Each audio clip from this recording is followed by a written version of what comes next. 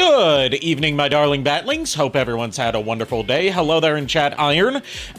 Tonight, I'm joined by Niko Belmont, JKR, and Chuck, who is currently AFK.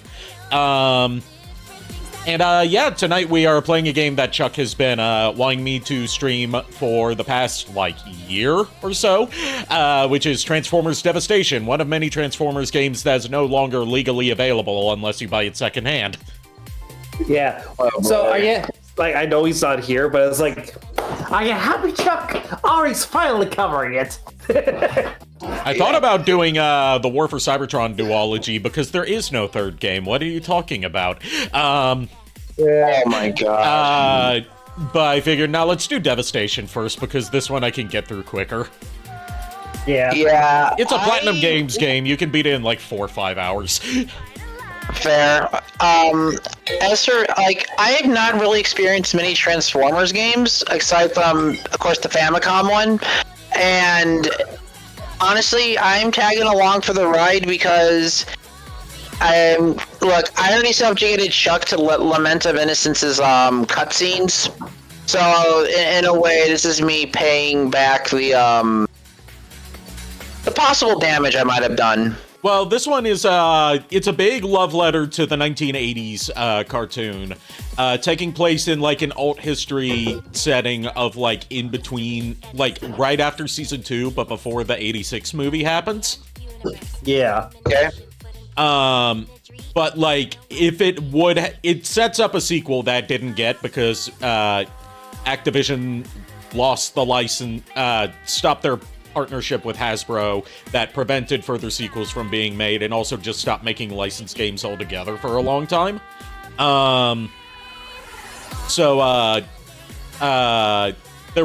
There's a sequel cliffhanger that is not going to be followed up on. It also draws some stuff from the at the time recent IDW comics for expanded lore. Yeah. And also foreshadows some stuff from the movie onwards. And also incorporates some character designs and motifs from the then current toy line, which was Combiner Wars. So, while also bringing back as many of the surviving 80s era voice cast as they can. Yep. One of the major updates they do. Okay, I'm back. Welcome back. One of the major design changes that they do in this game is they actually make Megatron a tank in this game. He's no longer the handgun that he was in Generation 1. Yeah, partly because that's what he just turns into nowadays, and also because fighting a handgun doesn't make for a good boss fight. No, it does not. I mean, technically, the fight against Shockwave, you are technically doing that. Yeah, but he's a laser gun. It's different, as opposed to a gun that has to be held by someone else. He can fire himself. Fair enough. I mean, and yes, I did phrase it that way on purpose. Well, to be fair, though, fighting a sentient gun is actually very terrifying. And as we've seen in Call of the Future, turns out guns are not very mobile when they're by themselves on the battlefield. No. Okay, okay, I'm gonna be honest. I can just hear Megatron just yelling at somebody, "Pick me up, damn you!" Actually, he kind of does do that in the cartoon. He does that several times. Yep. Anyway. Oh my god. I'm excited. I'm excited to see this. Iron points out Megatron turning into a tank, not Walther P-38. That's not a plot hole. That's a branding thing because they're trying to move away from the history. They've been trying to move away for the past almost 20 years now of Megatron turning into a gun at first, instead trying to strictly associate him with tanks because they can't get away with selling a toy gun Transformer anymore. To be fair, Hasbro has moved on from it, just the fan base hasn't. Yeah. Right.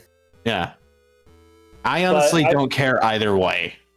I like the fact that he's a tank just for the sake of, what is a tank if not just a giant mobile gun? That's what I've been telling you for years. Yep. Exactly. But that's exactly my point, Ari. I have evolved from gun to even bigger gun. It's with just treads. a gun with treads.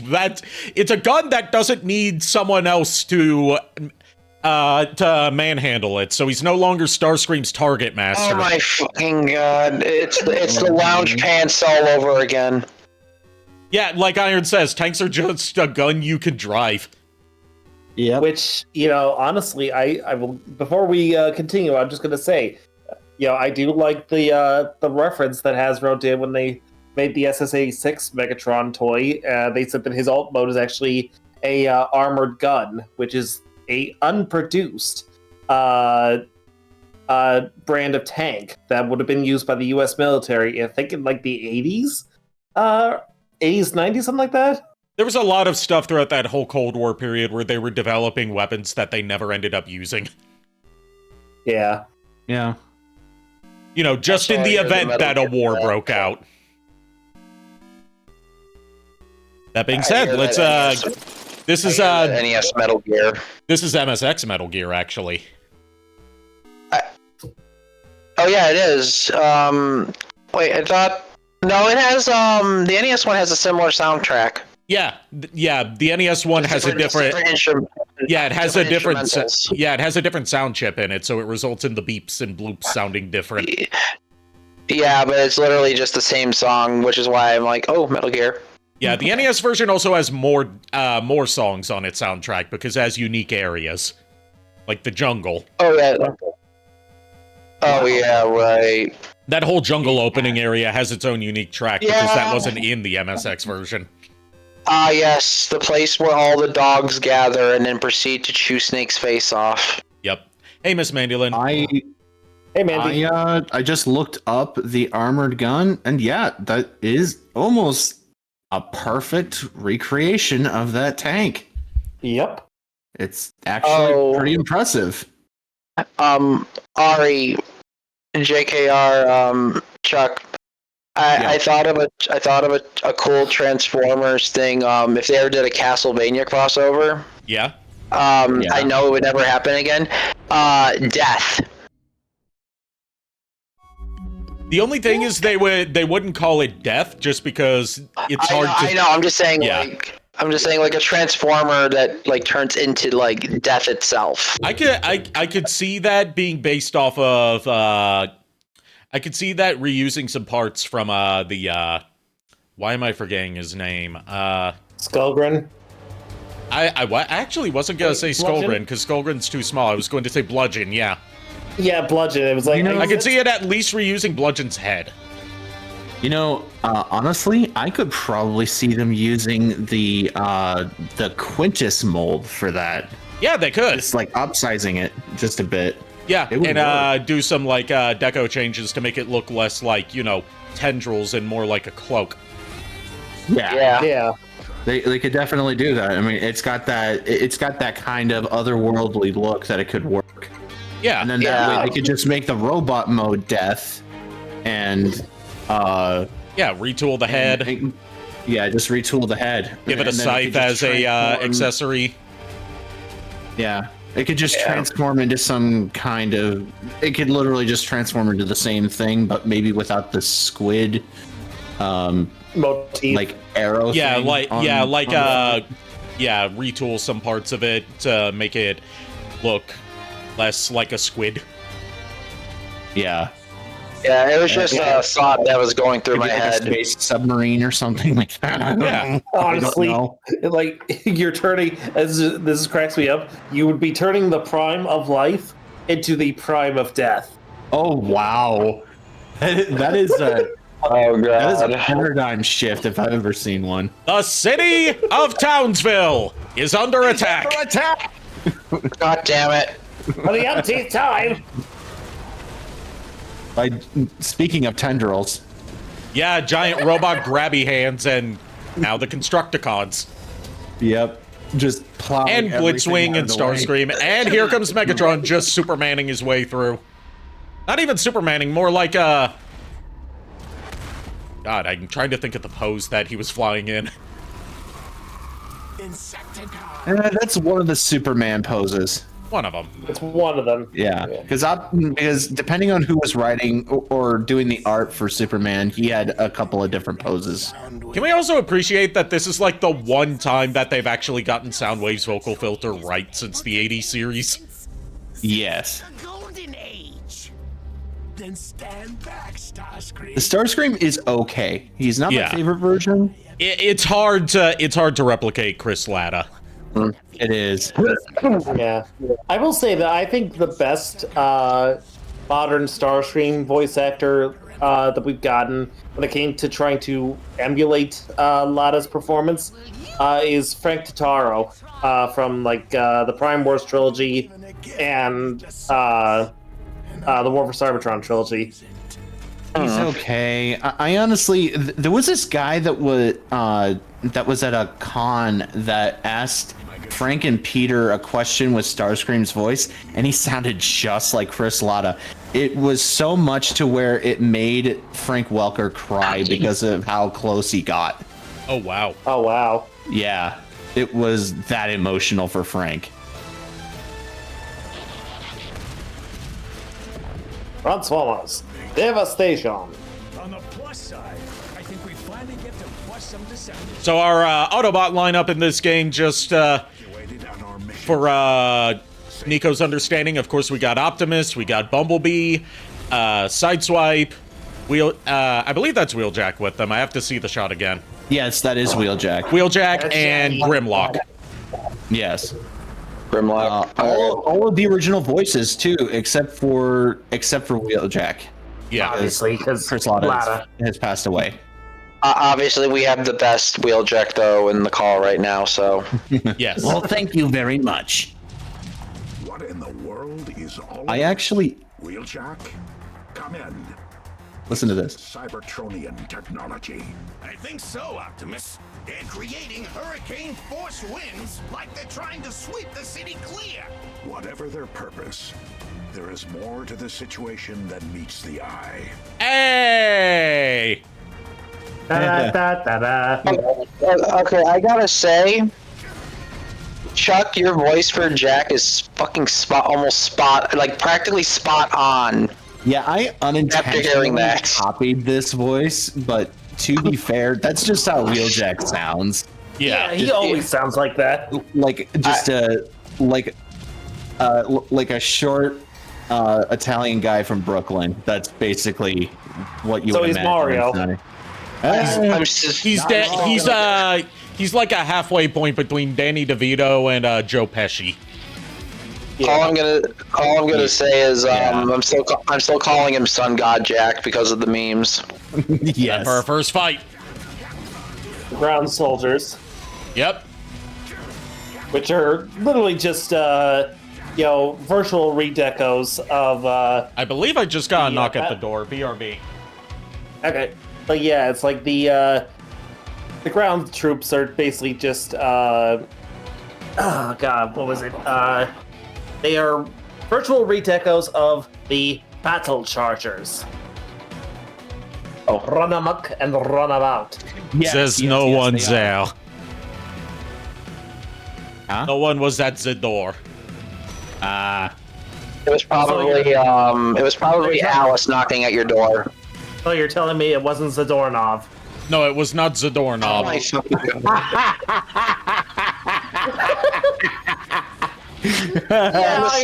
and the psychic damage continues. Honestly, Iron, yeah, you're not that far off. These guys basically are the G1 equivalent of Deacons. It's just the problem is they never existed in Generation 1. The Deacons Yeah, are more- because in Generation 1, instead of having like a dedicated goon squad, and yes, I do have to phrase it that way because what else would you call them in that era? Not in the modern goon term. Like, Reflector was kind of that, and they had some Seekers that, like, they would duplicate from episode to episode that were just, like, different colored from the main Seekers. But, like, they didn't have a dedicated foot soldier unit, and it varied depending on, you know, who was writing the episode. Yeah, like in the first episode of the cartoon,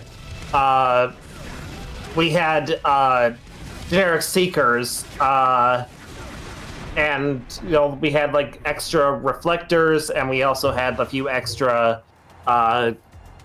Rumble/Frenzy cassettes in like that one shot. But Yeah. really the Seekers were the ones that got the most reused a lot of the time. And the fun part of the generic foot soldiers in Generation 1 is figuring out which ones are actually supposed to be in the shot and which ones are an animation error. Right?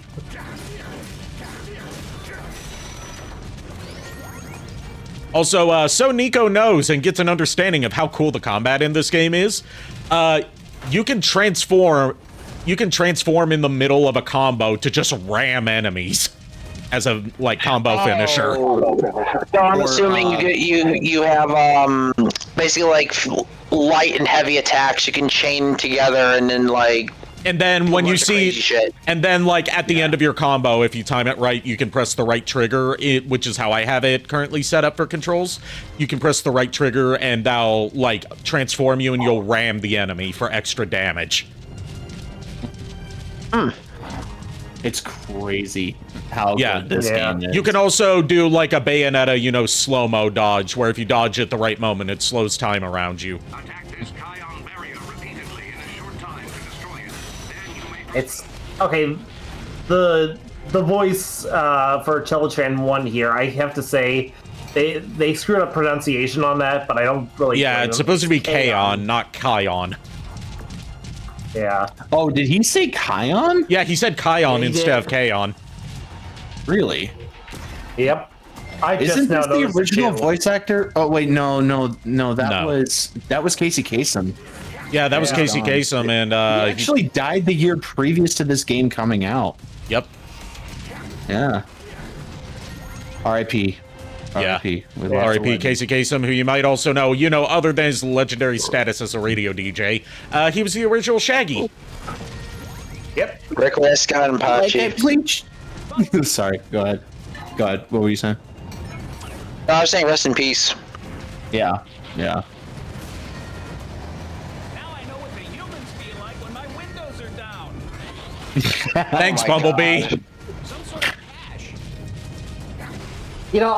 I will say this. Bumblebee's original voice actor, I don't know if it's just I caught him at a bad day or whatever at the convention. But when I met him at TFCon Orlando, he seemed to be a bit of an ass towards me. I don't know if it was me just overthinking it, but he is also the original voice of Snapdragon, which is one of the characters that I pulled a name from for one of my D&D characters. I even told him as such that I have a D&D character named Snapdragon. And he's like, "Oh, that's cool. That's cool." I'm thinking I'm just dude, what crawled up your ass and died? I don't know. Maybe I just I Some don't people know. just don't like D&D, and I don't it's know. whatever. It's a generational thing. Yeah. Probably. Yeah. He was from the generation right before D&D became popular in the US, Yeah. right? Oh, when D&D was being sought as satanic rituals and Yeah. Oh yeah, Yeah, he's of the age where he would have been in the adult side of that whole satanic panic thing, rather than he the would've. kids that were playing D&D. Because I think he Also- was in his early to mid 30s when he played Bumblebee. Yeah. Yeah. Yeah. I was also gonna say back when D&D had no filters and no nerfs. Everything was fucking broken. Yeah. Because it was And brand new. Iron in chat says in regards to being able to ram enemies mid combo as a I'll be combo. right back. I'm being called. Okay. Take your Iron time. says in regards to being able to ram enemies mid combo so you can essentially truck coon them. Yes. Yes, very Oh, much so. God. I did not see Truck-kun. Did you see Truck-kun? I am truck coon right now. Focused. I think I can get through. Fuck. Oh, did you see that? I am back. Welcome back. Hey, how are you? I didn't think you were Bach. I thought you were Chuck. Oh my gosh. But yeah, I was just gonna say, it's like, hey Ari, did you see that? Nah, I was sleeping.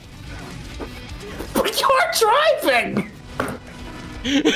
Right. Okay. So Chuck, you are allowed to raid Varen's loot. That's not my. Grounded. To be She's fair, going in the corner. I was going to say, to be fair, I'm just an accomplice in this. I didn't initiate the bit. Okay, fair. Stream host is grounded. Okay, in her defense, I'm the one who started the bit. So how come? So it's not really her fault. She went ahead with it because I started it. Yeah, For once, you're defending me. Yeah. Yes. I know. Yeah, Instead yes, of taking, JK, instead of trying to pile on top of dogpile on top of me. Is this a sign of character growth? I had a day, and I'm just like, you know what? I am not going to take it out on my friends today. Fair I'm enough. just saying, is this a sign of character growth? Oh my god. Don't get your hopes up.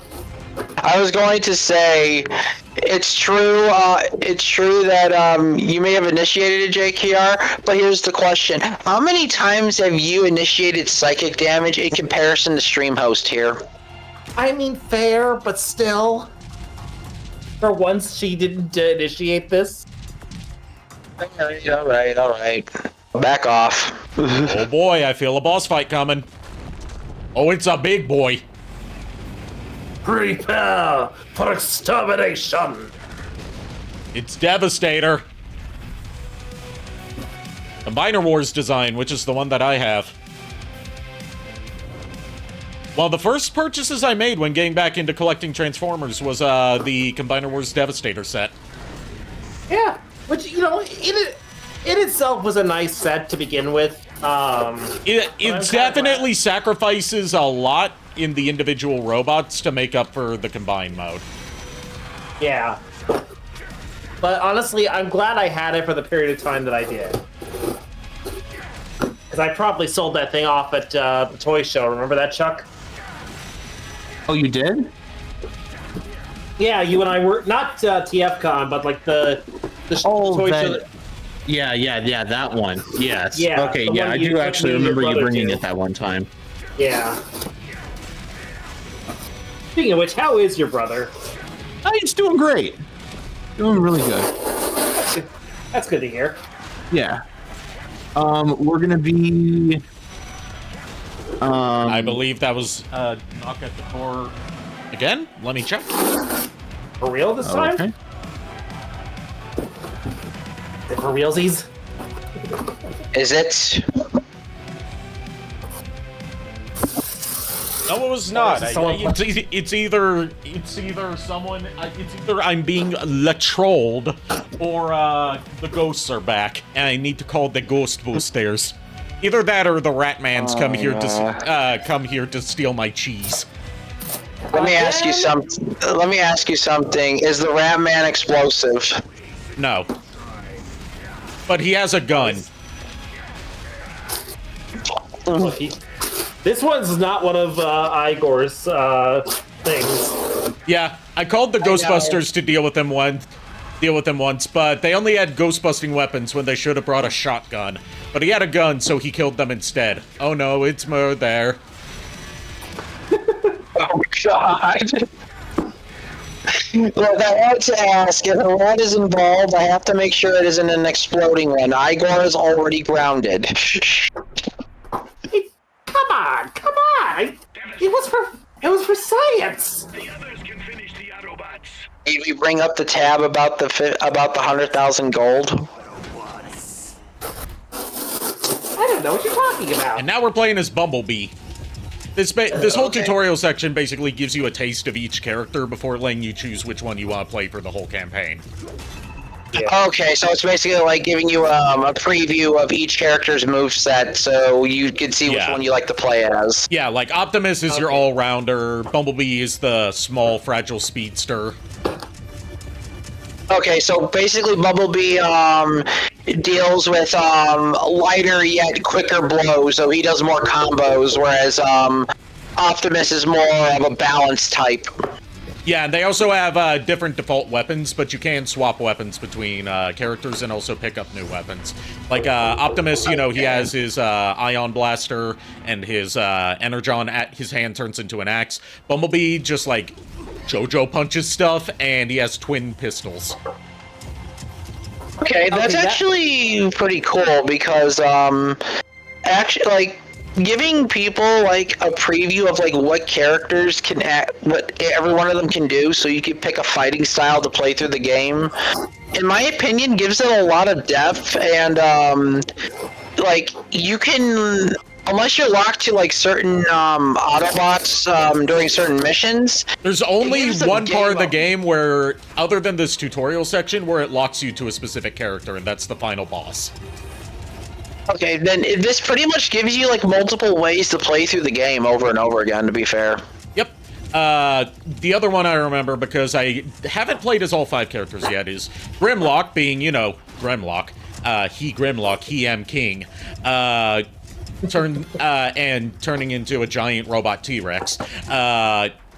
He is the slowest and the strongest, and he also can breathe fire in his alt mode. So he's literally the bruiser. Pretty much, yeah. Trying to remember how to do the ground pound. That's it. Did just too late. Okay. Like, honestly, for me, it's like I didn't get that far in Devastation only because I didn't really understand how to play it at the time. But, you know, because I was thinking like, oh great, the main issue was this was during my whole EU Autobot phase, where it's like I didn't want to have anything to do with the Autobots. So I was just like, it was Decepticons or nothing for me back in the day. There's also a little bit of an RPG system where like you level up stats as like you gain XP and level up as you defeat enemies. So you can build yourself to be like damage, health, or what is needed. Kinda, yeah. There's also these little Kremzeeks that you can, that are like a secret collectible in each stage. Kremzeek! They unlock extras in the gallery. Okay. So essentially, I'm assuming then by level up standards, this game has a skill tree. I can't remember if it does. I don't think it does. Not exactly. Actually, it kind of does. There are skills that you can. Well, I should say that there are new attacks that you can buy in the store after you've beaten the game. Yeah, skill tree being like when you level up, you gain skill points that you use to unlock new skills that like branch out, that like or like passives that like branch out into other skills. It's not that deep in it because this is still like a action game at its core. But think less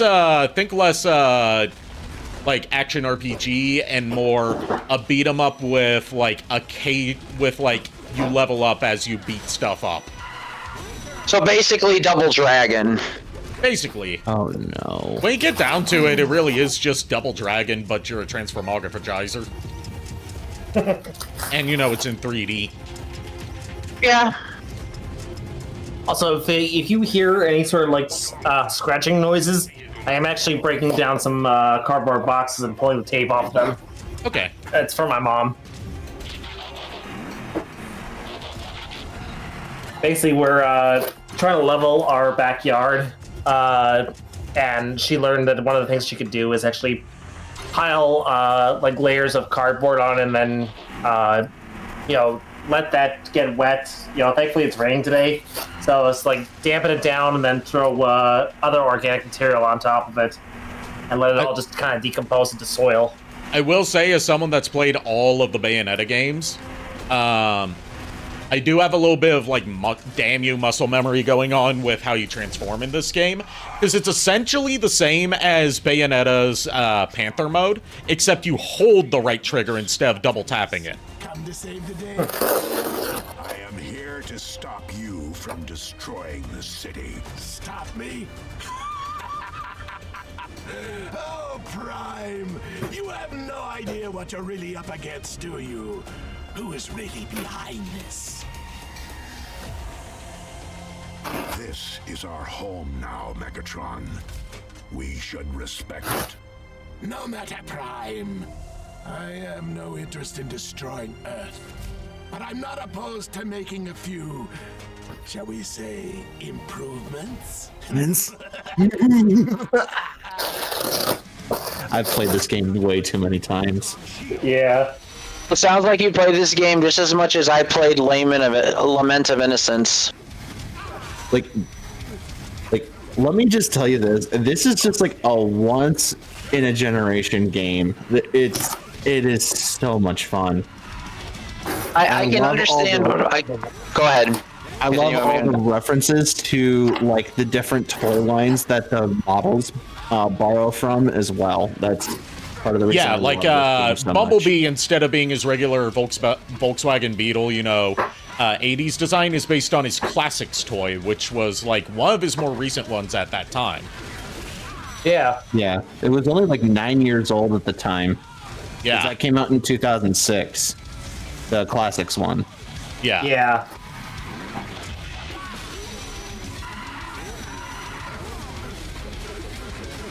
Sorry, reason I've been quiet is because I was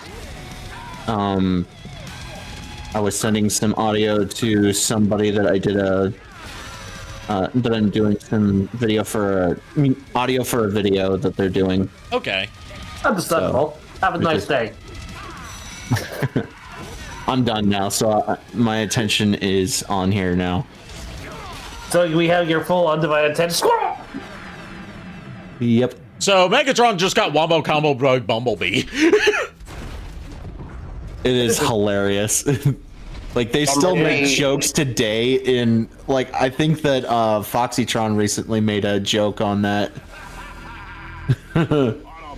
So what you're saying is Bumblebee is a JoJo stand confirmed. Basically. He fights like a JoJo stand. Or it would be more accurate to say he fights like Kenshiro from Fist of the North Star with the rapid punches. I mean, they fight similarly either because, way. Because JoJo, when it started out, was even the creator of JoJo will admit this. When JoJo started out, it was just a ripoff of Fist of the North Star. Because everything was trying to rip off Fist of the North Star at the time. The whole reason why Dragon Ball went in an action direction after starting out as a comedy series is because they wanted to they were playing Follow the Leader with Fist of the North Star. Okay.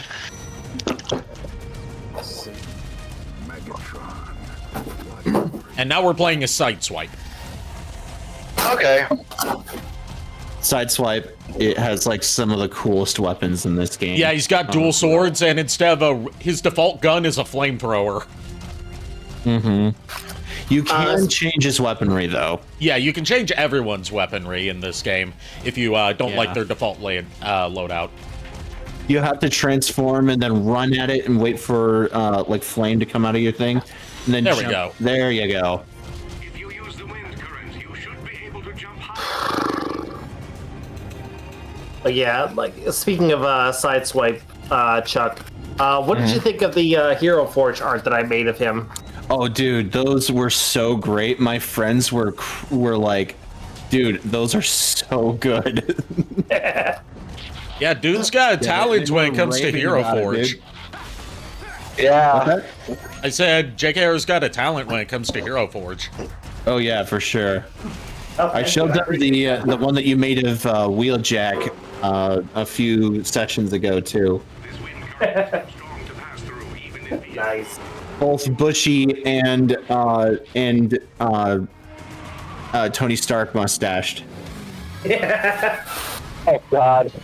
I like the Tony Stark mustache and Tony Stark goatee much better than the Bushy stash. Honestly, yeah, I was going for like at the time I was thinking like, oh, I'm thinking like, how Wheeljack is portrayed in anime, and for like the few times we see him, he looks like he's got a bit of a beard going on. You know, that's my least favorite version of Wheeljack, honestly. I can understand that. Because they made him, they kind of like did the Japanese persona of him where he's kind of an old man. Yeah. And I don't like the way how he looks. Like I thought your your least favorite version of Wheeljack was the one from Call of the Future. What do you mean? Where he is just G1 old man Wheeljack from the Japanese continuity, but voiced in English, so it's weird. Well, I mean, I don't like the voice, but I think that the model looks okay. Oh, you're talking about design. I thought you were talking about personality. No. That's not what I'm talking about. Actually, when it comes to personality, I'm actually not a fan of him being Southern. Okay. I don't like it. It's just not Wheeljack. I get that because he's always like. It doesn't help that Chris Latta, set the precedent for his voice. Yeah. And for like the longest time, they kind of stuck to that. But then for some reason, with all these evergreen shows, he just has to be Southern for some reason. I just don't like it. Technically, there is a Wheeljack out there that's worse in both design and personality. Oh, DOTM? DOTM. Where they don't even call him Wheeljack in the movie, they call him Q. Mm-hmm. Oh yeah, Q. And he has one of the most horrifying faces out of that whole cast. He looks so bad. But he looks nightmare-inducing. But despite that, I don't think he deserved to die the way he did. Well, of course, yeah. The movie is almost 20 years old. Yeah. Well, the first movie's almost 20 years old. We're not quite that far yet. That one's 15 years old. Yeah. I was going to say, if the movie's like 20 or 15 years old, I don't think spoilery is really much of an issue because the movie can be like... That's the joke. That's the joke. It's over 15 years old. I'm just joking. Spoiler. I'm just spoilers for one of the better entries in the Bayformers series. That's still grading on a curve, but it's definitely a solid B-. See what I did there? Yep. Not her bed. B-. Boo! Boo this man! Boo! Yes, yeah. Reference to the teacher in the first movie. I thought it was just a pun on Bumblebee, so it's B-. No. It was. Remember when he was trying to hawk his great great grandfather's crap in his class for like a show and tell thing? No, because I have not watched that movie since it was in theaters. Okay, so the teacher, because he had to get an A to get Bumblebee, but the teacher was like, I'll give it a solid B-, and then Sam hit him with the good old "What would Jesus do?" and it got him an A-.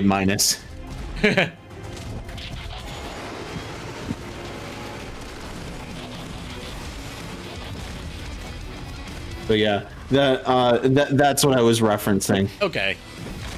Yeah, I do agree that it is probably the best of the original trilogy of Bayverse before it became a quintilogy. Yeah. I am horrified of what Michael Bay has in store for us next. Now that he's coming back.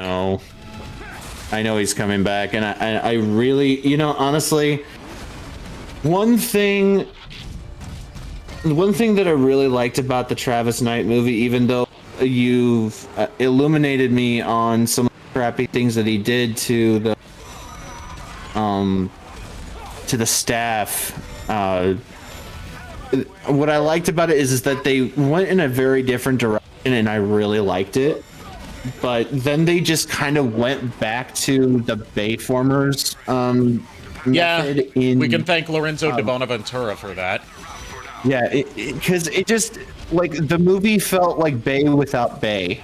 And like less explosions, but it felt like one of those movies. Less explosions and less awkward sexualization of high school aged characters. I actually was really I'm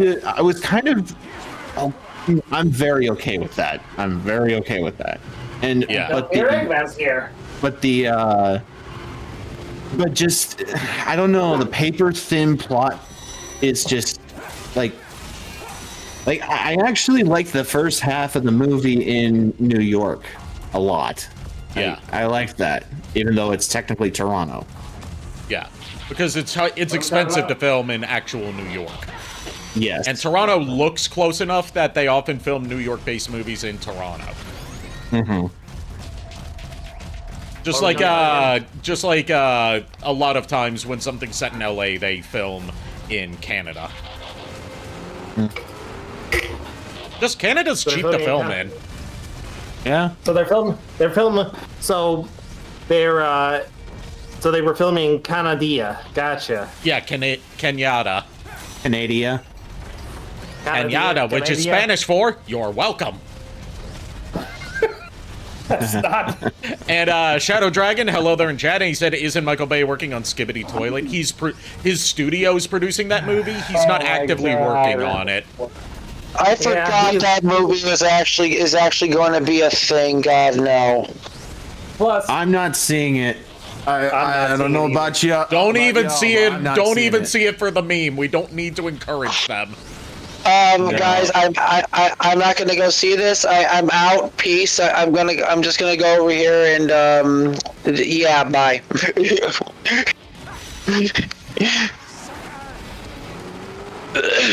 I'm sorry, but what gave them the idea to make a movie about Skibbity Toilet? That same thing is that so stupid. The same thing that gave them an idea to make a movie based on Grumpy Cat. Look, I would rather go see Grumpy Cat than fucking Skibbity. What was your question, Chuck? Anyone would. Oh, or the Emoji Movie. Yeah, or the Emoji Movie. Yeah, I never saw that movie. My sister said that she saw it and she said it was okay. Honestly, it wasn't Chuck, as bad as the Nostalgia Critic made it apparently sound. But I'm gonna be honest with you, Chuck. I envy you only for the fact that I was dragged to see that film by my ex. She worked for the movie. She worked for AMC at the time, and so she had the one of the perks she had was to get free tickets plus a free ticket for herself to see a movie and a +1. Yeah, I had that same benefit when I was working at AMC for that 1 month period. Yeah, so she and I would go see movies together, and it was her bright idea. When we couldn't think of anything better to do as a date night, we decided just to go see a movie, and 9 times out of 10 it was something stupid. And hey, at least you got to see it for free. Yeah. At least you didn't give it your money. Yeah. Exactly. You gave it the company's money. Yeah, I saw it. I saw it the one time, and that was it. Never again. Yeah, I heard horror. I never will. I heard horror stories of the Emoji Movie. Is it really that bad? Yes. It's not great. I will say, the horror stories make it worse than it actually is, but it is not that good of a film to be watching. It's just going to be a waste of your time to watch it. It's not funny bad or meme-worthy bad. It's just kids bad. Movie schlock bad. Yeah. I'm just excited for Sonic 4. I really want. I am super excited for that, especially since the fact they played a lot of Sonic CD. Yeah. I will say that I am a defender of Despicable Me. I do like those movies, and those are considered kids movie schlock. But I do like those movies. I mean, I haven't seen the third and the fourth movie yet because I just never got around to watching them, but I do eventually want to watch them. They're not bad movies, honestly, in my opinion. They're just Yeah. It's not Despicable Me that's offensively bad. It's the Minions movies that are. I heard that the second Minions movie is actually pretty good, though, because it focuses more on Gru. The first Minions movie also opens up some uncomfortable questions with their lore of the Minions that the studio had to come up with some bullshit answers after the movie came out to try and fill in, avoid answering those questions directly. Yeah, which is know exactly what you're talking about. Yeah, too. it's like the minions throughout history have followed all of mankind's most evil leaders. Oh. And it's like, okay, so, but conveniently they were on a frozen island during World War II. Okay, yeah, because they had to find a way around Schmittler. Yeah. Oh my god. Because remember, you're supposed to root for the minions. Yes, you are. oh my gosh. Yeah,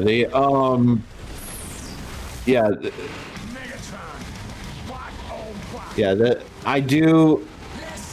Like, to be fair, I actually don't like the Minions as much as I like Gru. Like, the Minions are so, like, they're okay in small doses. Like, and they're good for a gag. They should not carry a movie. No, they should not. And I think that they learned their lesson, and that's why they made the second one more about just Baby Gru. And now the third one is about the Minions again. Oh no. And Cthulhu, apparently. Oh no.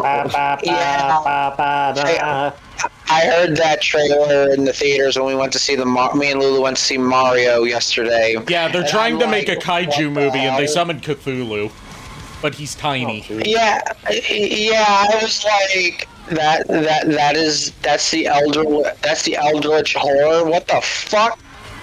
I'm like, that's not Cthulhu, and then Lulu was like, yep, that's Cthulhu. I'm like, honestly, I think it would have been funnier if they had gotten like the rights to like from Legend Studios to do like an animated Godzilla movie with the Minions. It would have been funnier just seeing him crushing them for like an hour. It would have been fun. oh my god. Yeah. That would have been way funnier than whatever this movie is going to be. Like, interestingly enough, I've actually I did this because I was like, it just occurred to me that this is basically what the Quintessons are. Like, they're basically like, I figured it's like, you know what, the Quintessons are like the elder things, and Cthulhu is basically like one of their transorganics getting out of control. If I were to try and mix the two into Transformers, like, actually mix Transformers with H.P. Lovecraft, I would do it where it's like the Quintessons are basically supposed to be the Eldritch horrors, elder things. Well, I mean, The they Elder technically Gods. did that with Armada, because like the inside of Unicron is kind of fleshy in some places. So he is kind of like an Eldritch horror. Yeah, It's like that was trapped within a machine. That being the big worldwide grand return of Unicron, but also like the one that pushed him more in cosmic horror territory rather than just big monster robot machine as he was in T1. He thrives off of chaos and like the whole nexus point of the story is like that Megatron and Optimus realize that one of them has to go, or Unicron will continue to exist. And Megatron actually has like a very valiant where he sacrifices himself. And then Energon just completely undoes that. Yes. Yeah. Yeah.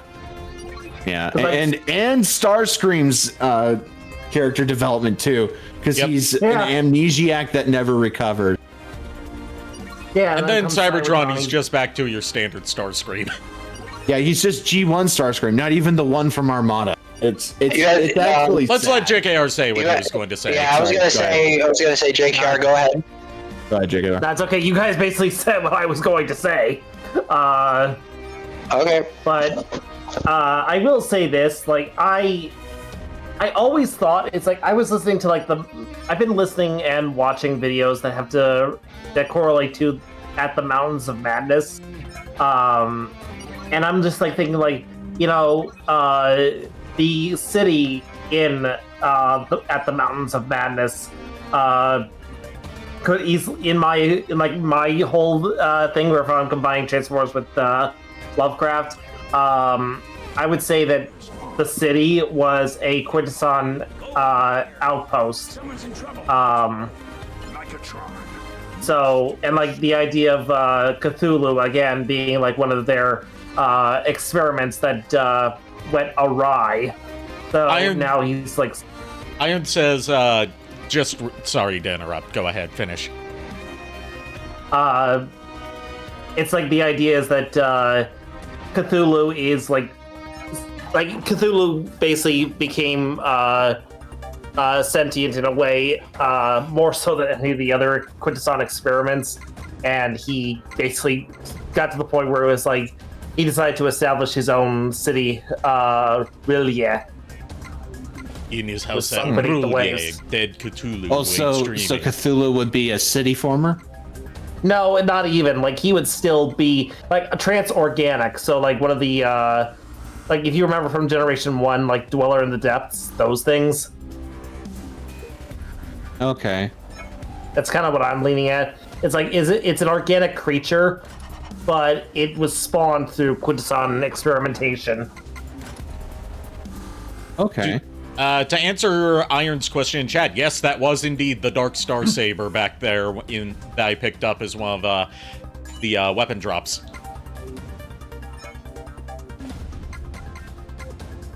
I still have yet to pick that one up. I picked it. I got two of them. Oh, it's because you have the. Yeah, this DLC, that's right. This includes all this archive includes all the DLC. Yeah. So it also gives me if I scroll through the characters, it also gives me Red Alert skin for Sideswipe. It gives me gold. It gives me Goldfire for Bumblebee and Nemesis Prime. Yeah. I gotta say, I don't like this. I don't like the distribution of the teal on this Nemesis Prime. Yeah. Teal face and hands is weird. Yeah. Looks a bit off to me. Yeah. It is a bit off. Honestly, I kind of wish that they had just done the face mask and not below the eyes. Yeah. Yeah. Well, I mean, just put some more teal on the body instead of making it the hands and the face. The teal crest on the head works. Yeah. Yeah. Honestly, the the silver below his that's on his sides right below his pecs. Yeah. Yeah, that could have been teal too. Yeah. Honestly. Yeah. Like, you can tell these were designs that were done by Platinum's artists and not by Hasbro and Takara. Yeah. They were just probably given, they were given, design... They were given... They were given style guides, but, since this wasn't an actual product that was being sold, as far as that Nemesis Prime, they didn't have to adhere to an existing toy design. Yeah. I hear we're actually going to be getting a Nemesis Prime out of the Devastation figure for Optimus that came out just this past year. Which is sad because that version of Optimus is not. The Devastation Optimus, I gotta say, from what I've heard through the reviews, is not a good figure. I've heard it's a good deluxe Optimus, but you have to really want a deluxe Optimus. Yeah, well, and also, it's really good when you get the Go Better upgrade kit for it, which is not a good thing. Yeah. It means that you need to spend extra money to make it look better. I only Right. spend money on upgrade kits for figures I already think are awesome. Yeah. Yeah. I'm not going to buy an upgrade kit just so that I can make a crappy figure better. Like, honestly, I've got, since apparently Rise of the Beast Scourge is getting a re-release, I'm assuming that means DNA Design will probably put out a new, will probably reissue their upgrade kit for Scourge. And if they do that, I'm going to try and pick it up just so that I can get a better quality claw piece for his arm, because the one I got was like very poor quality control on the figure, to the point where like that piece was actually broken in the box, but I couldn't return it because by the time I had bothered to open it, it had already been over a year of me having it. So that was on me. I've actually heard similar stories from other people. It's not just you with that. There was Stellaris. He also got that kit, but he had a problem with the arm blade. It broke right out of, and also the arm broke, like that claw arm broke. Yeah. So yeah, it wasn't just you. It was other people too. Good to see that I wasn't alone in that then. Yeah. And I think Riley was going to get it, but then he saw that review and that's what ended up replacing Scourge with the Fallen when that figure came out. Honestly, which was a better choice, honestly. Yeah, I was gonna say, that version of the Fallen is a better choice. Like, I was kind of surprised when I first saw the casting call for the Fallen. I was like, why the hell is he using Rise of the Beast Scourge? That's not the Fallen. But I was still like, you know what, screw it. I'm still gonna just, I'm gonna audition for the Fallen regardless. And I was trying to do my Makuta Pterodax voice, but apparently Riley liked. I just cannot remember who the voice actor is for the Fallen. It's Darth Sven. Darth Sven, yeah, he liked Sven's. He liked Darth Sven's take on the Fallen, which is fair. He's entitled to his opinion. It's his project, so it's a take. It's a take. It's not my preferred take, but again, I'm not the one in charge of this, so I have no real say in the matter. So yeah. At the very least, even though I still need to sit down and watch Transformers Kron, but I have it in my save, like, watch later. I just keep forgetting to watch it. I did have someone reach out to me through RJ's, who found me through RJ's server, who wanted me to voice Unicron in their project, based on how I performed him in Kron. Thing is, was that AJ? I don't know. Maybe? I can't remember who it is. Their account's gone now. Like, I know who it is. Did I dodge a bullet by like never actually working with them? You totally dodged a bullet. That was Optimus Productions. Oh, okay. Yeah, that now I know who you're talking about, because I remember another server I'm in for another project. That's what his name was, Prime Forge. Yes, he has been doing. What he did is he was stealing people's scripts because he was like asking for copies of scripts and then rewriting them badly and passing them off as his own. Oh, I was thinking of a different guy then, because I was thinking it was the guy that was. There was a guy in that whole community that one of the servers I'm in for another fan project warned us was like exposed for grooming. Oh, that was Grim the Caveman. Yeah. Yes. Was that the guy? No, it wasn't them. I can't check now because the account's deleted, so it just says deleted user. Well, the reason why I think that it's Prime Forge I'm pretty sure it was Prime Forged.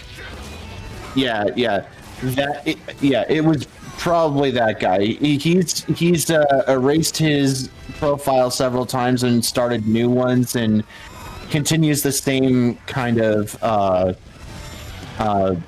behavior where he'll ask for older scripts that have been finished and already made, and he just badly rewrites them and then badly animates it and then passes it off as his own.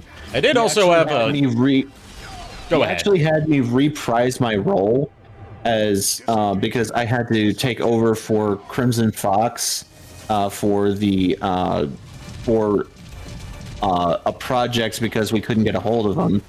He had me reprise my role as Prowl that I did for Darkmount, and it was literally the same dialogue, and I'm like, are you kidding me? Like, and then I started just telling everyone, like, don't trust this guy. He's using if this guy asks for any scripts, and then like almost immediately the guy erases his account and then starts a new one, and that was Optimus Buster. Okay, so I have caught again. Optimus. So that's who that Optimus Buster guy is that reached out to me. Like I did record. That's the guy? No, I've had a couple people reach out to me for projects, and one of them was Optimus Buster. Except like I did like record a bit of audio for him because he wanted me to be Knockout. And he like, I figured it was a case of like English isn't his first language, because, you know, I'm not in touch with this scene. I don't know what's going on. Like, his script, the lines he had me read for Knockout for one of his scripts were just incomprehensible. They did not flow in English. Yeah, no, they were terrible. I actually talked to this guy on VC once. He claims that he's American, but his accent is so all over the place that I'm almost certain that he's not. Yeah. Because it doesn't sound like English is his first language. Jake here was trying to say something. Oh, sorry. Yeah, I was just gonna say, like, I did actually, I believe, Optimus Buster, that name does ring a bell for me as well, because he reached out to me at one point, and I believe that it was he who wanted me to do Ratchet. That or it could have been AJ. I don't remember which one it was. One of them reached out to me and wanted me to do some voices for them. Both actually did reach out to me to do voices for them. I just cannot remember which one it was that asked me to do Ratchet, because that was on my old account. Yeah, okay, yeah, because that was on my old account. That got hacked and subsequently banned. So I have AJ I was able to reach back out to, and Optimus Buster I believe I reached out to via Ari's account, just letting them know. It's like, hey, my old account got. So I think that's how they found you, Ari, was by some chance, because like I used your Discord account briefly just to contact the others, let them know it's like, hey, my original account got banned and hacked. So I'm on vacation right now. When I come back, I'll have everything set up again. Hopefully this time to stay. So that was probably just my bad, and I apologize to you, Ari. It's okay. I didn't necessarily have any sort of negative experience. It was just like I recorded a couple of lines for him, and I had to like have a back and forth with him, like, how the fuck do you want me to deliver this line? Because it is not proper English, but like, and I can't figure out how I'm supposed to say this, because this is not how you say these. This is not how English works. Yeah. No. Yeah. Like, he insisted, I tried, like, you know, cleaning it up a bit, and he insisted that I stick to what was written, so eventually I just had to, like, you know, just deliver something that was written in broken English to the best of my ability. Yep. Yeah, it's unfortunate when, you know, you come down to that moment where it's like they're adamant they want something that doesn't flow well, but you can't really argue. Like, I've worked with scriptwriters who have on projects before that I voice acted in. I want to interject really quick. Yeah? Sorry. You can use the arrow buttons on your controller to switch your weapons. I don't know if you knew that. Oh, okay. I've already switched to the Dark Star Saber. Okay. Because you ran out of energon, I usually just switch to my sub weapon after that. Okay. For your guns. Sorry. Go ahead, back to what you were saying. Sorry. I've worked with scriptwriters on projects I've voice acted in before where English isn't their first language, and they've had stuff that flows awkwardly in English, and I've, punched it up a bit for them so it flows better in English. And they've been real receptive to it. Optimus Buster refused any of the sort of ad-libs that I did to make it actually sound correct, and insisted that I read it in the broken English that it was written in. Yeah. Like, I will also say, like, early on working with RJ, I will say that now granted, English is his first language, there's no question about it, but I will say our early RJ's, early scripts that RJ wrote, they were very clunky. And I'm glad when you joined the group, Chuck, that you were able to punch it up into actually make it more punchy. I've had some writing experience before, so that's part of the reason why I asked if I could help out. Like I was like I really like this story, but holy crap, some of this dialogue is rough. So and I'm not putting anything down on Riley. I love the story, but yeah. RJ, no, you happen to be watching this, RJ. Please understand, we are not intending on putting you down or anything like this. This is just like how we love how far you've come since the beginning. Everyone's got to start somewhere. Yes, exactly. And I have actually talked with him about this, and he did say that it was pretty rough when I first started out. He's actually thinking about redoing what's it called? The three-parter that started his series. What is it called again? Revolution or something like that. I don't. It's not Revolution. Let me look at his channel real quick. It's bugging me now too. I know it. It's like Revengeance, where it's like not supposed to be said that way. Insurgents. That's it. Insurgents. Insurgents is a real word. Yeah. No, I know. I'm just saying that it's not a word that you hear very often, is what I'm just saying. You hear it a lot in military terms.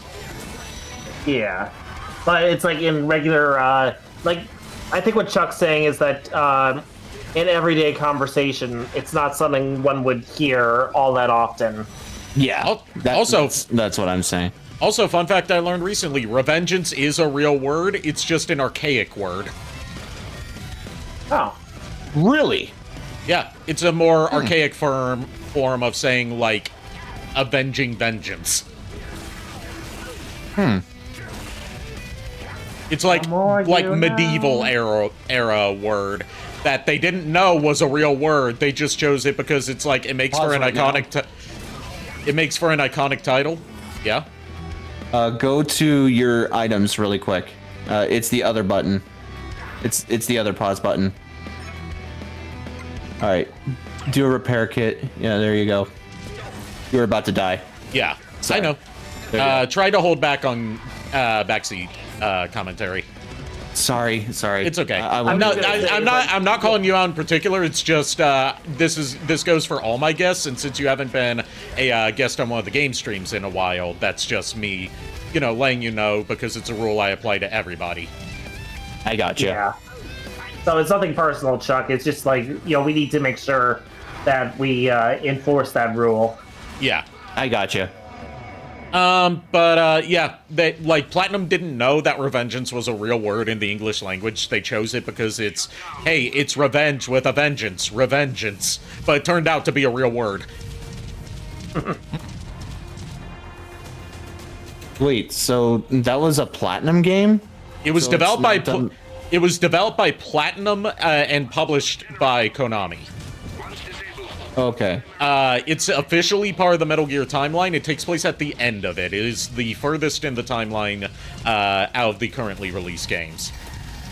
Okay. And the reason it was developed.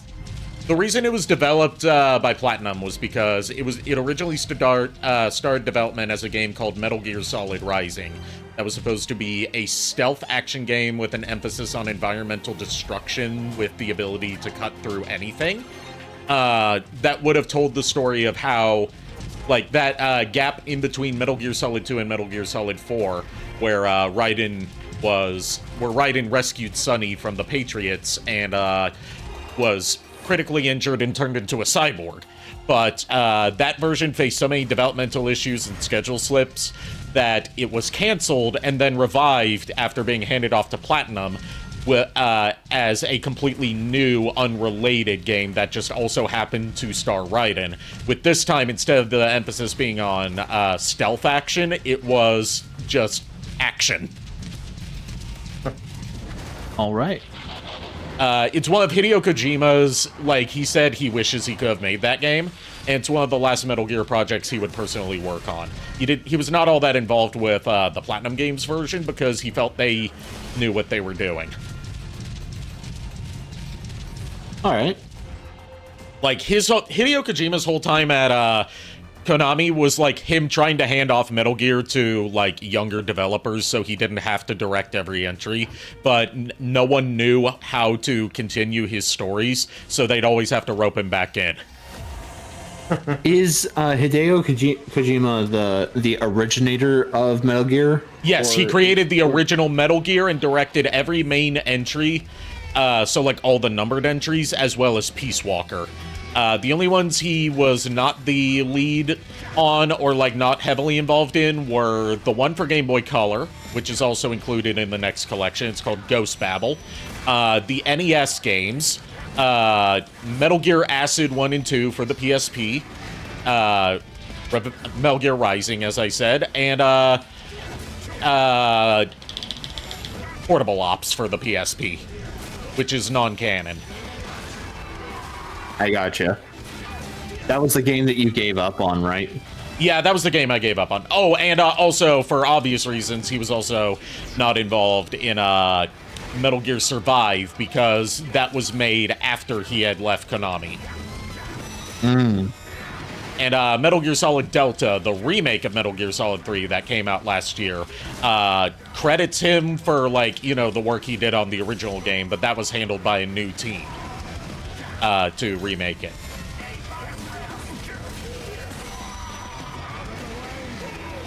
One guy I knew back in high school dropped Metal Gear Rising all because it didn't have Snake, which they missed out. The people that hate on Raiden just because he's not Snake are the corniest motherfuckers. Because it's oh, I won't play a Metal Gear game without Solid Snake. Okay, so you won't play any of the big boss games? No, because he's close enough to Solid Snake. Okay, but you said Solid Snake is what makes it Metal Gear. Shut up!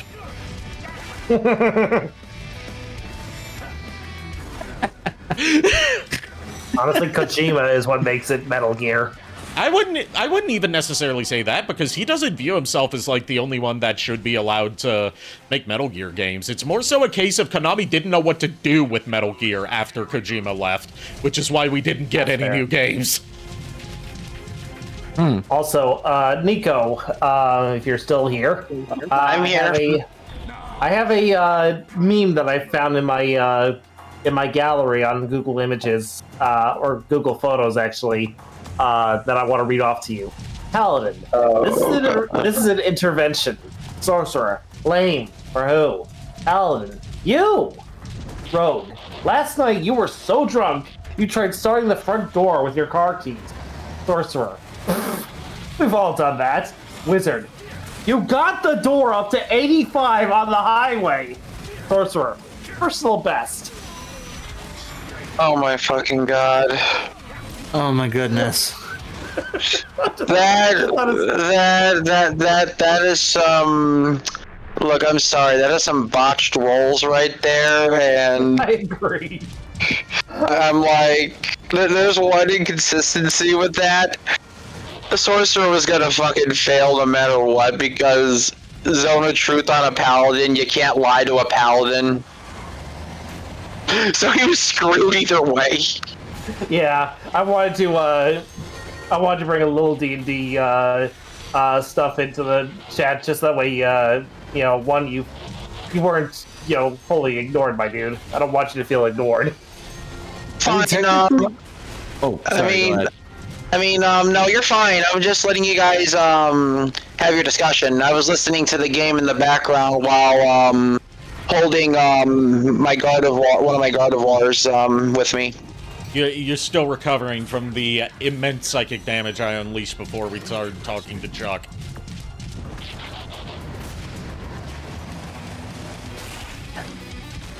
Your silence says everything. I have words to say to you, but I will not say it due to Twitch TOS and out of respect.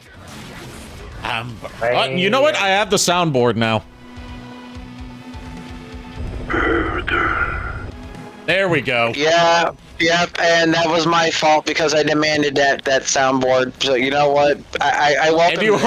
And you heard the worst thing ever to involve burgers. Yeah. Thank you, Zone Sama, for blessing us with that. I'm gonna say that wasn't a blessing. That was a curse. That's why I said blessing? Question mark. I'm gonna say this on behalf of Niko and myself. I am and for it, yes. The next time I see you, Ari, I will be exacting the party's revenge for that. Ooh, kinky.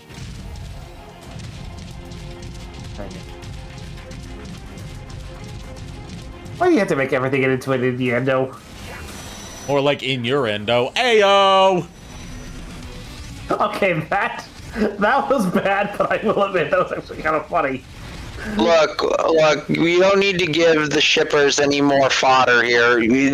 Please stop. We already filled three bins worth of this stuff. We don't have any more bins. Look, I'm just saying that was actually a good comeback. I will say it was, but don't forget, we have someone who clips these streams in the chat, and yeah, there's a lot of ammo. Yeah. You know what they say? Yeah. Lasers never run out of ammo. Apparently they do in this game. Yeah. They do in this game because they have to balance them somehow. Right? You wanna know what else it doesn't run out of ammo? What? The Patriot from Metal Gear Solid 3 because it has an internal feeding mechanism that's shaped like an infinity symbol. Well, I was gonna say Eldritch Blast, but okay, fuck you too. That's canon. Yeah, unfortunately that is. Yeah, I know it's canon. I was there. How about this? You know what also doesn't run out of ammo? A sword. Yeah, that's true. Depends. Is it like Breath of the Wild where swords are made out of paper mache? Oh man, yeah, that is such a true statement for that. I would not know because I've never actually played Breath of the Wild. Yes. Breath of the Wild really wants you to experiment with different weapon types and to force you to experiment with different weapon types. Weapons break so fucking easily.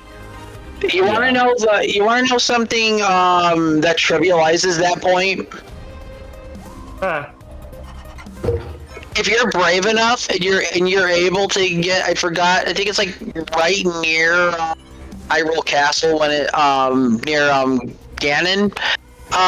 You can get a Royal Greatsword over and over again. You can just stick your inventory with Royal Greatswords. Yep. Have an unlimited supply, and just hold on until you get the Master Sword. That trivializes the entire game.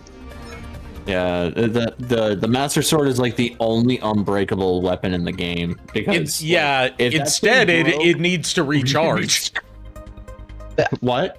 Instead it does break, but it recharges and like reforms after a time. Yeah. I was going to say, so I never. The Master Sword in that game does break, but it automatically fixes itself after enough time passes to keep it from being too overpowered. Since technically, if you're just going around grinding dungeons to get a whole bunch of heart containers, you can get the Master Sword super early. Yeah, because you like need 13 heart containers in order to get it, because the sword can kill you. The reason they give that the Master Sword breaks but it's able to recharge is that it's not at its full power. Yeah, also the whole 13 hearts thing is a throwback to the magical sword from the NES Zelda, where you need 13 hearts or 14 hearts to actually get it.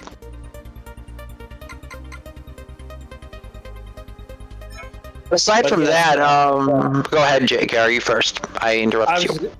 No, you're fine. I was just gonna say, it's like we got a Cloud Sato in chat. Hello, Cloud. This makes me miss Transformers Armada. Huh? Yeah, Cloud said this makes me miss Transformers Armada. So we got another fan of Peak in our chat. Yes. Hell yeah. It was the only show in the Unicron trilogy that had a good ending. Yeah. Really, it really is the only. I mean, technically, Cybertron had a pretty decent ending too, but I didn't care enough about that show when it came out to watch it. I did not watch Cybertron because it was at that time where Cartoon Network was like moving all the Transformers shows to like the 6 a.m. time slot, just burn them off. Yeah. Yeah, I remember the very first episode of Transformers I ever watched was the episode where Starscream got Swindle. And seeing him cut that tree in half to get the Minicon panel was just like the coolest thing that my 7-year-old brain had ever seen. Just the fact that they had a Starscream who was a swordsman instead of relying on guns. Yeah. Yes. I mean, Operation Deforestation, as I like to call it. Yeah. And a version of him that basically like broke the boundaries between Autobot and Decepticon. He's like the best. He's like one of the best written characters and like one of the weirdest shows to do it in. Yeah. It's kind of started out as a weak Pokemon ripoff that just eventually turned into its own thing. Yeah, it really starts picking up once Sideways is introduced. That's true. Also, from Cloud, fuck Thrust and fuck Sideways. Sideways is my boy. I pre-ordered that. I pre-ordered the next batch of that. I was going to say Legacy, Age of the Primes Armada Sideways. Because I've been waiting, God, over 20 years for a Sideways that's actually posable. You can actually get it right now on Amazon. Yeah, but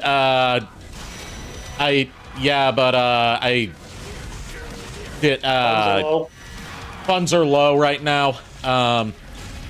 And like the money I had that my mom gave me was to put towards food.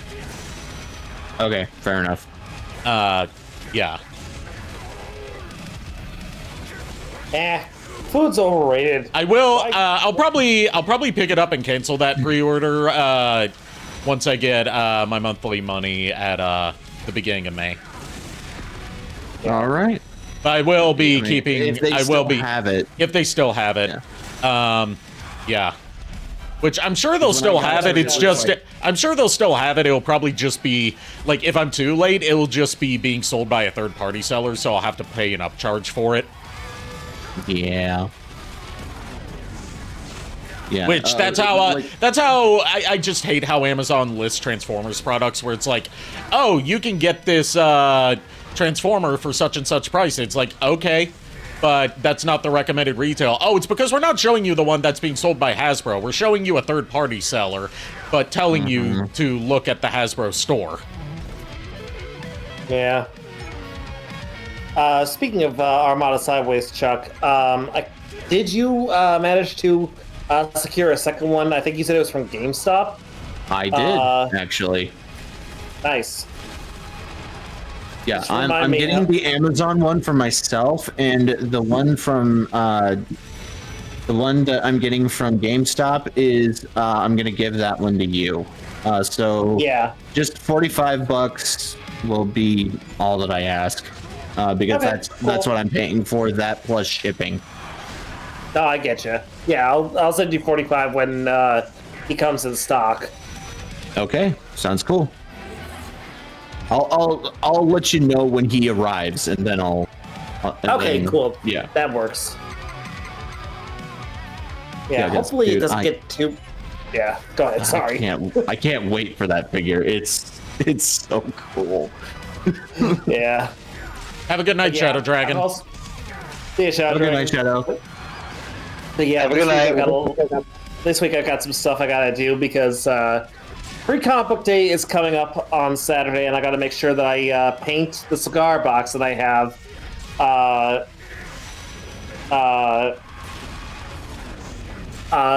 I've got a cigar box that I'm going to use as a cash box for the donation at the comic shop for Extra Life. Just in case anybody decides to give cash donations, which has happened in the past. So I'm just like, yeah, no, I'm going to make sure that I have an option to actually say, here, we can put the cash in here, and this will go to Extra Life instead of me just pocketing it and then donating the equal amount via my own Extra Life thing. That actually happened last year at Graham Crackers. Some lady actually gave me cash for the donations. I'm like, okay, I didn't know what to do with it, so I just put it in my shirt pocket. I actually have a real cigar box somewhere at my mom's in storage. I got the idea, like, when I was a little kid, I asked my parents for a cigar box once because, like, you know that old Christmas on Sesame Street special from, like, the late 80s, early 90s? The part that stuck in my mind and just seemed like such a cool gift, and it's something that absolutely would not be seen in a modern Sesame Street Christmas thing, was Ernie's gift to Bert was a cigar box to store things in. Yeah. They would not have him give him a cigar box nowadays, because they would be afraid that implicitly promotes tobacco use. Mm-hmm. Yeah. Because it's like, you have to get the box that the cigars came in from somewhere. Right. Like, I have a ton of cigar boxes that I've picked up throughout the years as a Boy Scout, because my Scoutmaster at the time was a huge cigar aficionado. So, but at the end of the school year, the troop would have this thing called a basically for as an incentive for showing up in full uniform to the scout meetings. Like, we had what was called Class A and Class B uniforms. Class A's was the traditional Boy Scout uniform, and then Class B was just the troop's signature T-shirt. So what we had was the Scoutmaster called it Thunderbucks, which was just basically little pieces of paper that were styled to look like actual dollars. So you would get one Thunderbuck for being in full uniform, a second for bringing your scout book, and a third for having a pen or a pencil on you as well. And the more of those you got and you hoarded them and such, at the end of the school year, what was called the Thunderbuck sale, which a bunch of like dollar store, garage sale junk that most of the time not everyone was keen on. You saw like maybe one or two gems in there, but for me, the major thing I always got were the cigar boxes because I could use those. Yeah. Where do we find it? A sentry bot has been deployed, which will transfer the key code to the nearest Cybertronian if it is destroyed. All of that was just level 1, by the way. Yeah. Yeah. That's how Platinum does their games. They don't have many levels in them, but they are like an hour long each. Yeah. Wow, I fucked that up. You fucked that? Okay. I didn't know you were swung that way. I said I fucked that up. Where was your mind going? Very staggeredly. Yes. Yeah. You didn't say up until like maybe about half a second after. I don't know how to feel about you timing how long the gaps in my sentences are. I don't know how I feel about you being that attentive to how I speak. Again. Dear diary, she took a people- half-second gap between the middle of her sentence this time. Chat, again, you are again. Here's all the clipping ammo. You have your homework assignments. I ain't getting involved in this. You three have fun.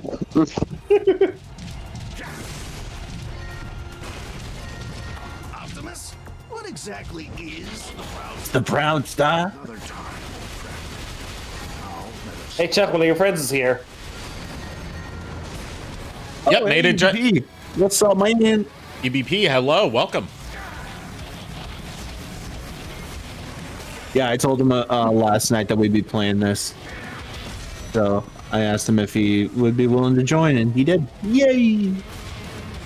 I actually kind of hope we get a, like officially from Hasbro, a gold repaint of the Decepticon ground troopers, just for like the, commander of the units. For completion's sake, yeah. And also like the other, like the purple, because the purple Seeker unit as and well. the red one, the red one as well. Yeah, It would be a good way to get one less use out of the Earthrise Seeker mold. Yeah. And also, hopefully we can get those like heavy units, the Legacy Blitzwing. Blitzwing. Yeah. Honestly, yeah. Like, personally, I think the best, the best figure, at least that's on the market currently, the best figure to do that with, I think, would probably be the Overcharge figure. Just don't pay full price for a bunch of those. Wait till they are on like clearance or whatever, if they ever happen to Just go to on Ollie's clearance. or Ross or something. Well, Yeah, if actually, you're lucky right to- now. Oh, sorry. Go ahead. I was just gonna say, if you're lucky enough to spot them at a Ross, awesome. But what were you gonna say, Chuck? On Amazon, you can actually get them for $40, and full MSRP they were $55. Oh, it's not bad. I mean, it's a decrease in the price. I mean, it's not as far as I would have liked it to go, but hey, it's something. It's like $39.99 plus tax and shipping if you don't Yeah. have Amazon Prime. Right. Surprisingly enough, for like these purple Seekers, I actually use like the G2 Ramjet figure as this particular brand of Seeker. I mean, it's close enough. That fits. That fits. Niko, you still there? Yeah, I'm here. Sorry that we're dumping the nerd out a lot. It's also just, this is not a very plot-heavy game, so there's not much, too much of a narrative to break down and analyze. Yeah. Yeah. No, it's okay. I'm just letting you guys talk. What I would Honestly, like I to will say have you on board for, narrative-wise, for a series retrospective after Metal Gear is Bayonetta. Bayonetta is one of those games I have also not played much of, but I would be probably interested. Yeah, honestly, I've always wanted to play those games, but I've never gotten around to playing them. They But are I am they are interested in- all on Switch. Because Yeah, I know it's that. partly a Nintendo-owned franchise now. Well, since they own Platinum now. No, they don't own Platinum. It's just the only things they really partnered with Platinum for are they developed Star Fox Zero. That Nintendo funds and publishes future Bayonetta games starting with Bayonetta 2 because no one else would, which is the whole reason why their partnership started. And why Bayonetta is also on Smash Brothers. Yep. And they helped fund and publish Astral Chain for the Switch. Yes. Yeah. But I tried playing that game. Platinum it's okay. Platinum's still a independent company. Notice how I say independent and not indie, because I find there's a difference between like a work for hire developer that is, you know, not owned by a specific company, and, you know, bedroom programmers making a passion project on a budget of shoestring and a couple pennies they found behind the couch. Yep. Like, it's the difference between, like, you know, an independent project like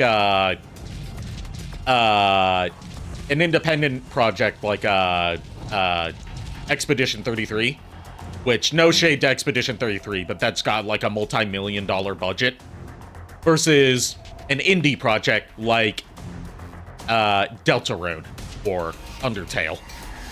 Or Yeah. Or what? Hollow Knight. Oh, yeah, or Hollow Knight.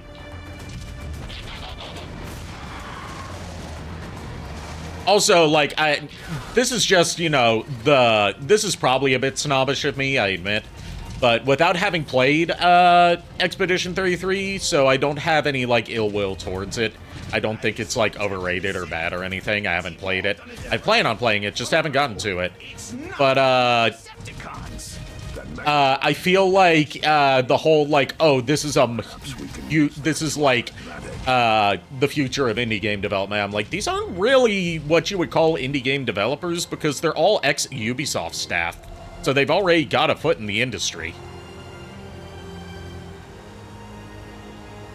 So, like, I don't know how I feel about it being counted as indie when it's people that have already worked on AAA games. I mean, yeah, it doesn't really sound like an indie project. Like, it's down to established. It's down to, like, you know, when it was being nominated at the Game Awards for, like, all these indie game awards, I'm like, is this really indie? Can you really call this indie? When it's a bunch of ex-Ubisoft devs that were able to secure millions of dollars in funds to develop a passion project, yes, but, like, still a multi-million-dollar project that they were able to get because they already had established themselves in the industry working on AAA franchises. Yes, but they technically started an independent company. Right? Yeah, it's an independent company. I don't know. It's more so about the spirit of it, where, like, indie game development is more so associated with small-scale projects that aren't expected to blow up. I get that. You know, the whole thing of, like, the bedroom programmer teaching themselves how to make a game to make their dream project come true, versus people that have worked in the industry for years, leaving their company and starting a new one to make a different kind of game than the one that they were forced to make every year.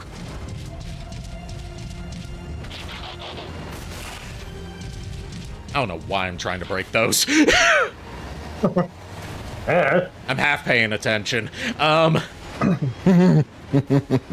Also, I will paying attention. I will say, for those who are invested in the Metal Gear Solid 5 saga that we've been doing, I did some off-stream grinding today and got to, when we start up next, we will be at the next big story point. Okay.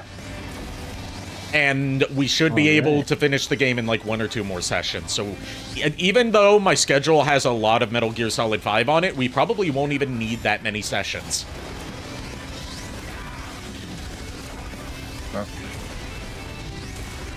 Because the next session we're doing should put an end to Huey's story, and then we'll just have the end of Quiet's story, and then the final mission.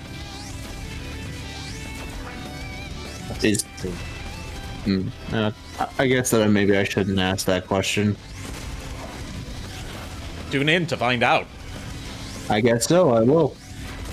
That'll be on Wednesday. I'm really enjoying your MGS streams. They're a lot of fun. Thank you. Metal Gear Solid's a really fascinating franchise that has a lot to say, not just about the times that it takes place in, but about, like, not just how America views, you know, warfare and entertainment and all this government conspiracy stuff, but also just, like, how all this affects the world around them. Hold on a sec. I'll be right back. Okay. The ship's entrance is now open. On my way. Let's see. I'm trying to find something that I had on my computer. I want to create like a specific thing for my reactive PNG to display when I go mute. Okay. And like with the JDR thing, so that way, like it shows that I am AFK. Okay. Because sometimes I think the mute microphone button kind of blends into the background. So well, it does, but also it. keep in mind, you've seen how small my second screen is, so it's hard for me to tell when anyone's muted. That is true. So that's why I'm going to put like a little banner across the image that says BRB in like big bold red letters, so that way you can actually see that. Okay. I feel like that. I would recommend putting it against a solid background instead of it just being red letters, because red letters on their own, when it's not against like a solid color background, makes it hard to read. Oh, gotcha. Thank you for telling me that. Just, you know, from a graphic design standpoint, having taken classes on graphic design for like UIs and stuff. Honestly, I'm willing to. I accept your input on this. To the fact that it's like this was your thing. You knew this kind of shit. Yeah, so I'm still not particularly good at it. You're good enough, in my opinion. I still need to work on my thumbnail game. You're not good at what game? Making thumbnails. Like, not actually playing a game, but I said, like, I need to work on making thumbnails for my videos. Enter the Proud Star. Okay.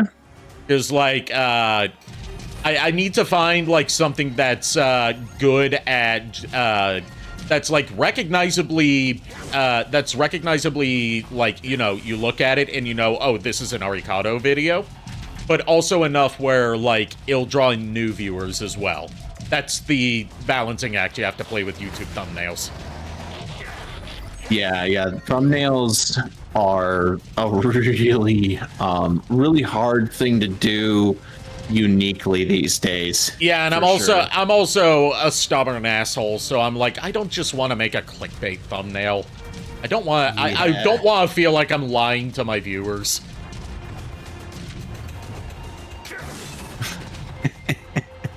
No, I get that. Like, it's when I start streaming, I'm pretty sure that like kicking myself that I'm not probably gonna get as much traffic unless I can find something that's unique. But I don't know, without going to that.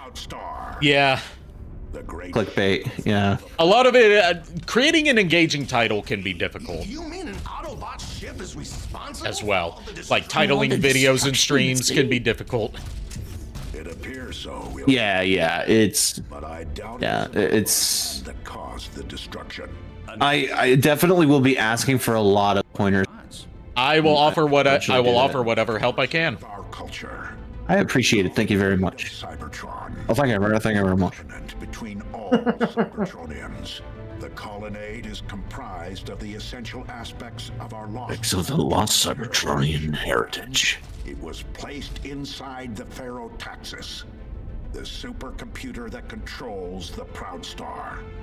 The Pharaoh-Taxis literally carries our culture inside of it. What an historical find that would be. So much It's like and history has been a literal anime MacGuffin name. The Yep. Pharaoh-Taxis. The Pharaoh-Taxis Yep. controls both the plasma. It's never been seen since then. It directs the power and gives the Insecticons their function and purpose. Okay, so we find the Pharaoh Yeah, because the Pharaoh-Taxis looks a little bit like the Enigma of Combination. Yeah, it does look like the Enigma of Combination. I was thinking the same thing. We find the plasma core and shut it down. Shutting down the power is the most surefire way to stop the cyber forming. Then we locate the Pharaoh-Taxis and preserve our culture. By the way, Niko, I am flattered that you think I sound half as good, guy. Stay focused.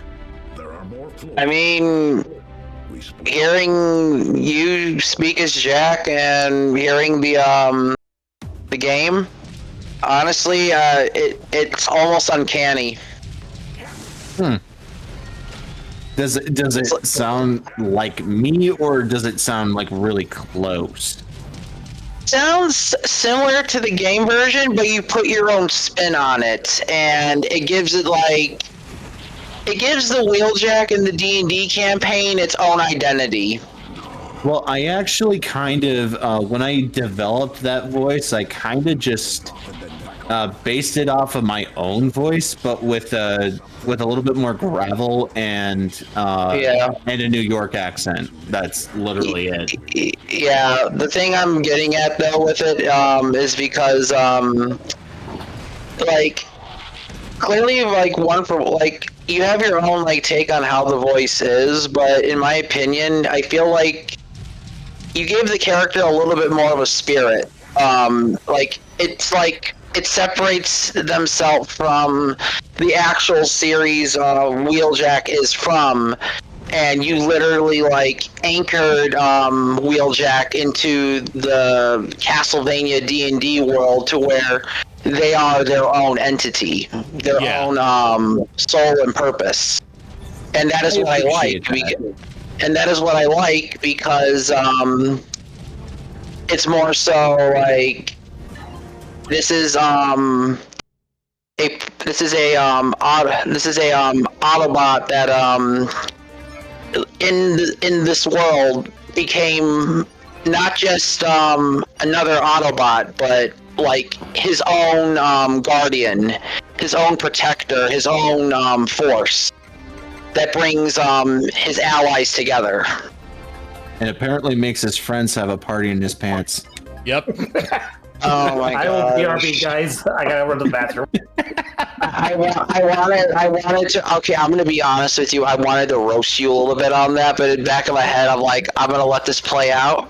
I want to see where this goes. And I was not. And I was like, okay, okay, there we go. He got to me first. Yep. Yeah. Oh my god. But no, and literally, every time now I'm hearing Wheeljack, despite it being in Transformers or in the D&D, he's always going to be now known as Sun God Jack. Mm-hmm. Just that's still going to be the best Wheeljack, no matter what. That's my opinion. Yeah. Actually, funny enough, I one of my friends in a couple of servers that I'm in, he actually voiced a character in Kron 2. He played two characters actually.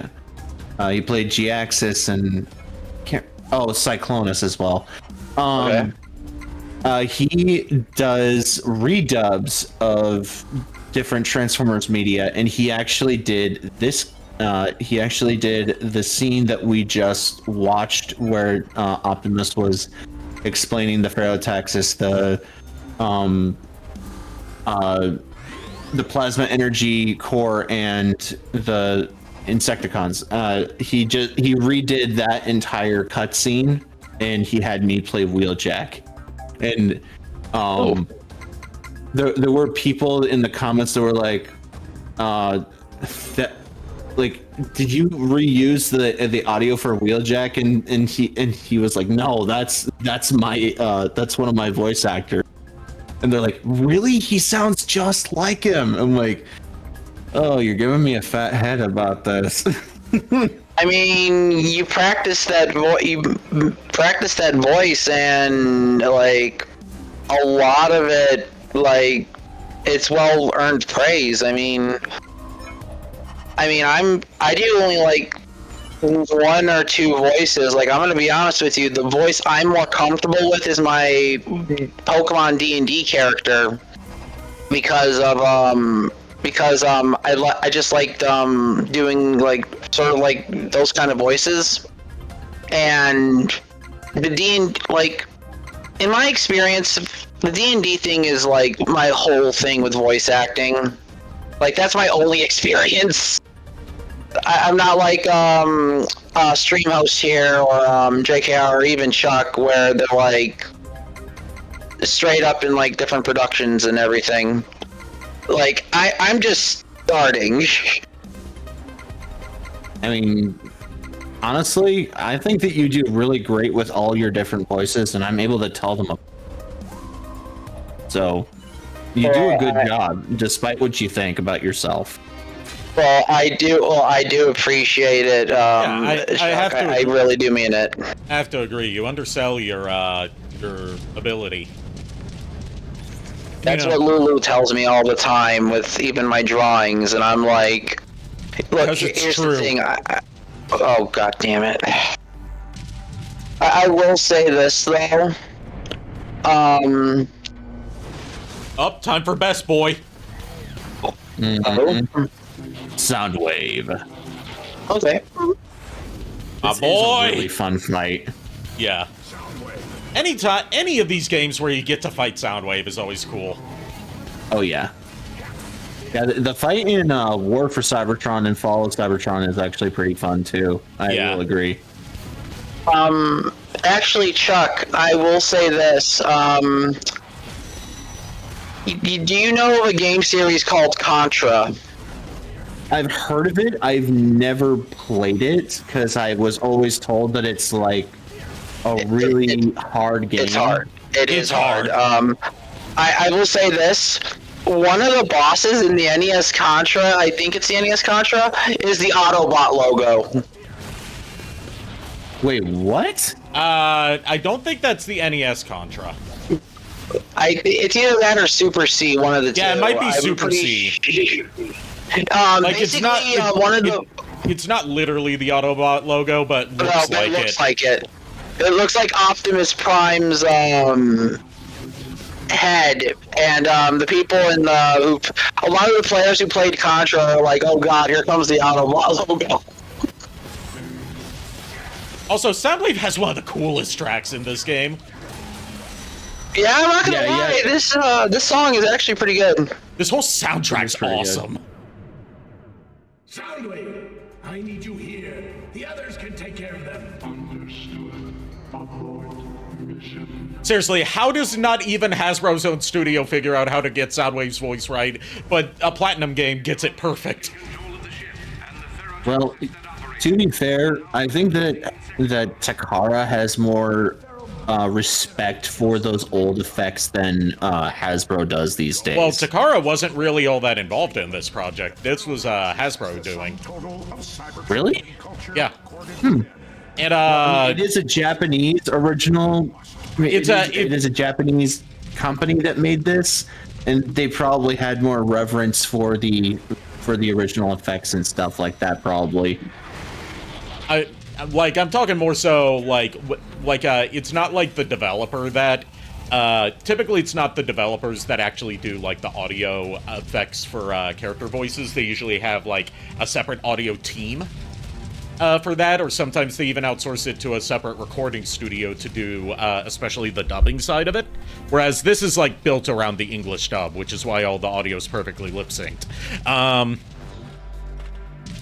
But, like, my god, they did so good in replicating that 80s effect that not even, like, big Hollywood productions have been able to do. Yeah. I mean, like, the closest that they got was in Revenge of the Fallen and...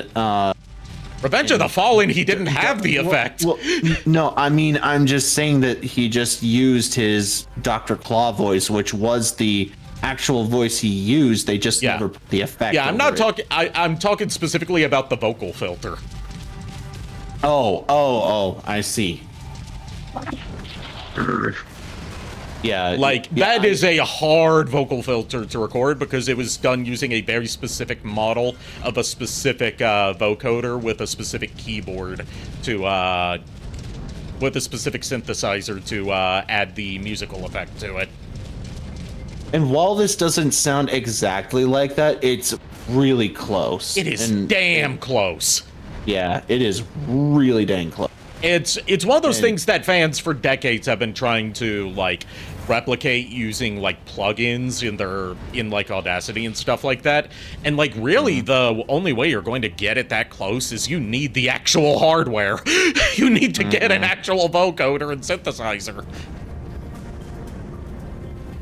Yeah, it is so extremely hard to get that voice effect done right.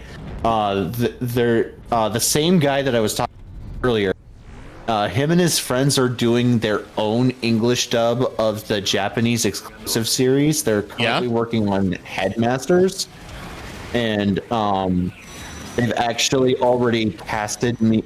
Well, I mean, they said that I'm like probably going to get the part, but I'm going to be playing Jinrai in Super God Master Force. Super God Master Force, and I'm going to be doing an impression of Gary Chalk for it. Oh, awesome. Yeah. I remember back in the days when Behind the Voice Actors had a casting call section, I got casted in a attempt to do a fan dub of the Japanese series that never actually got put into production, as so many things on Behind the Voice Actors didn't. I was going to play Triptychon. Oh. Ooh, that's an interesting one. And I got cast as Triptychon, basing mine off of the one in War for Cybertron. So, Frank Tatasciore.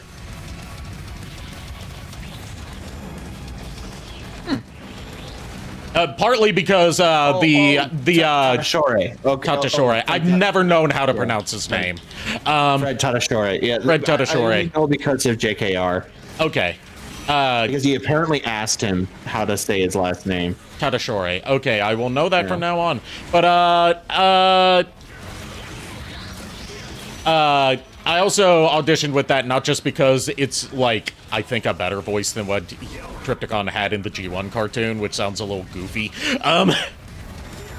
But also because the audition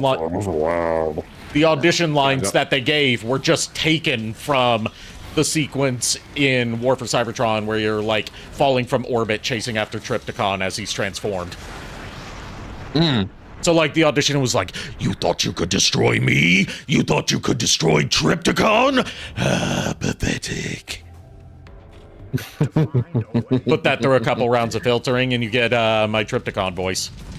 I remember playing that level over and over again because I kept dying. It is a hard fight compared to, like, Omega Supreme. Oh yeah, and the Omega Supreme one is pretty difficult too, but not nearly as difficult as his. Like, it's a case where it's like, yeah, you can start the Autobot or Decepticon campaign in any order you wish, but, like, there is still a clear difficulty curve where the Decepticons get the easier levels. Yeah. Because, like, they do intend for you to play them in an order.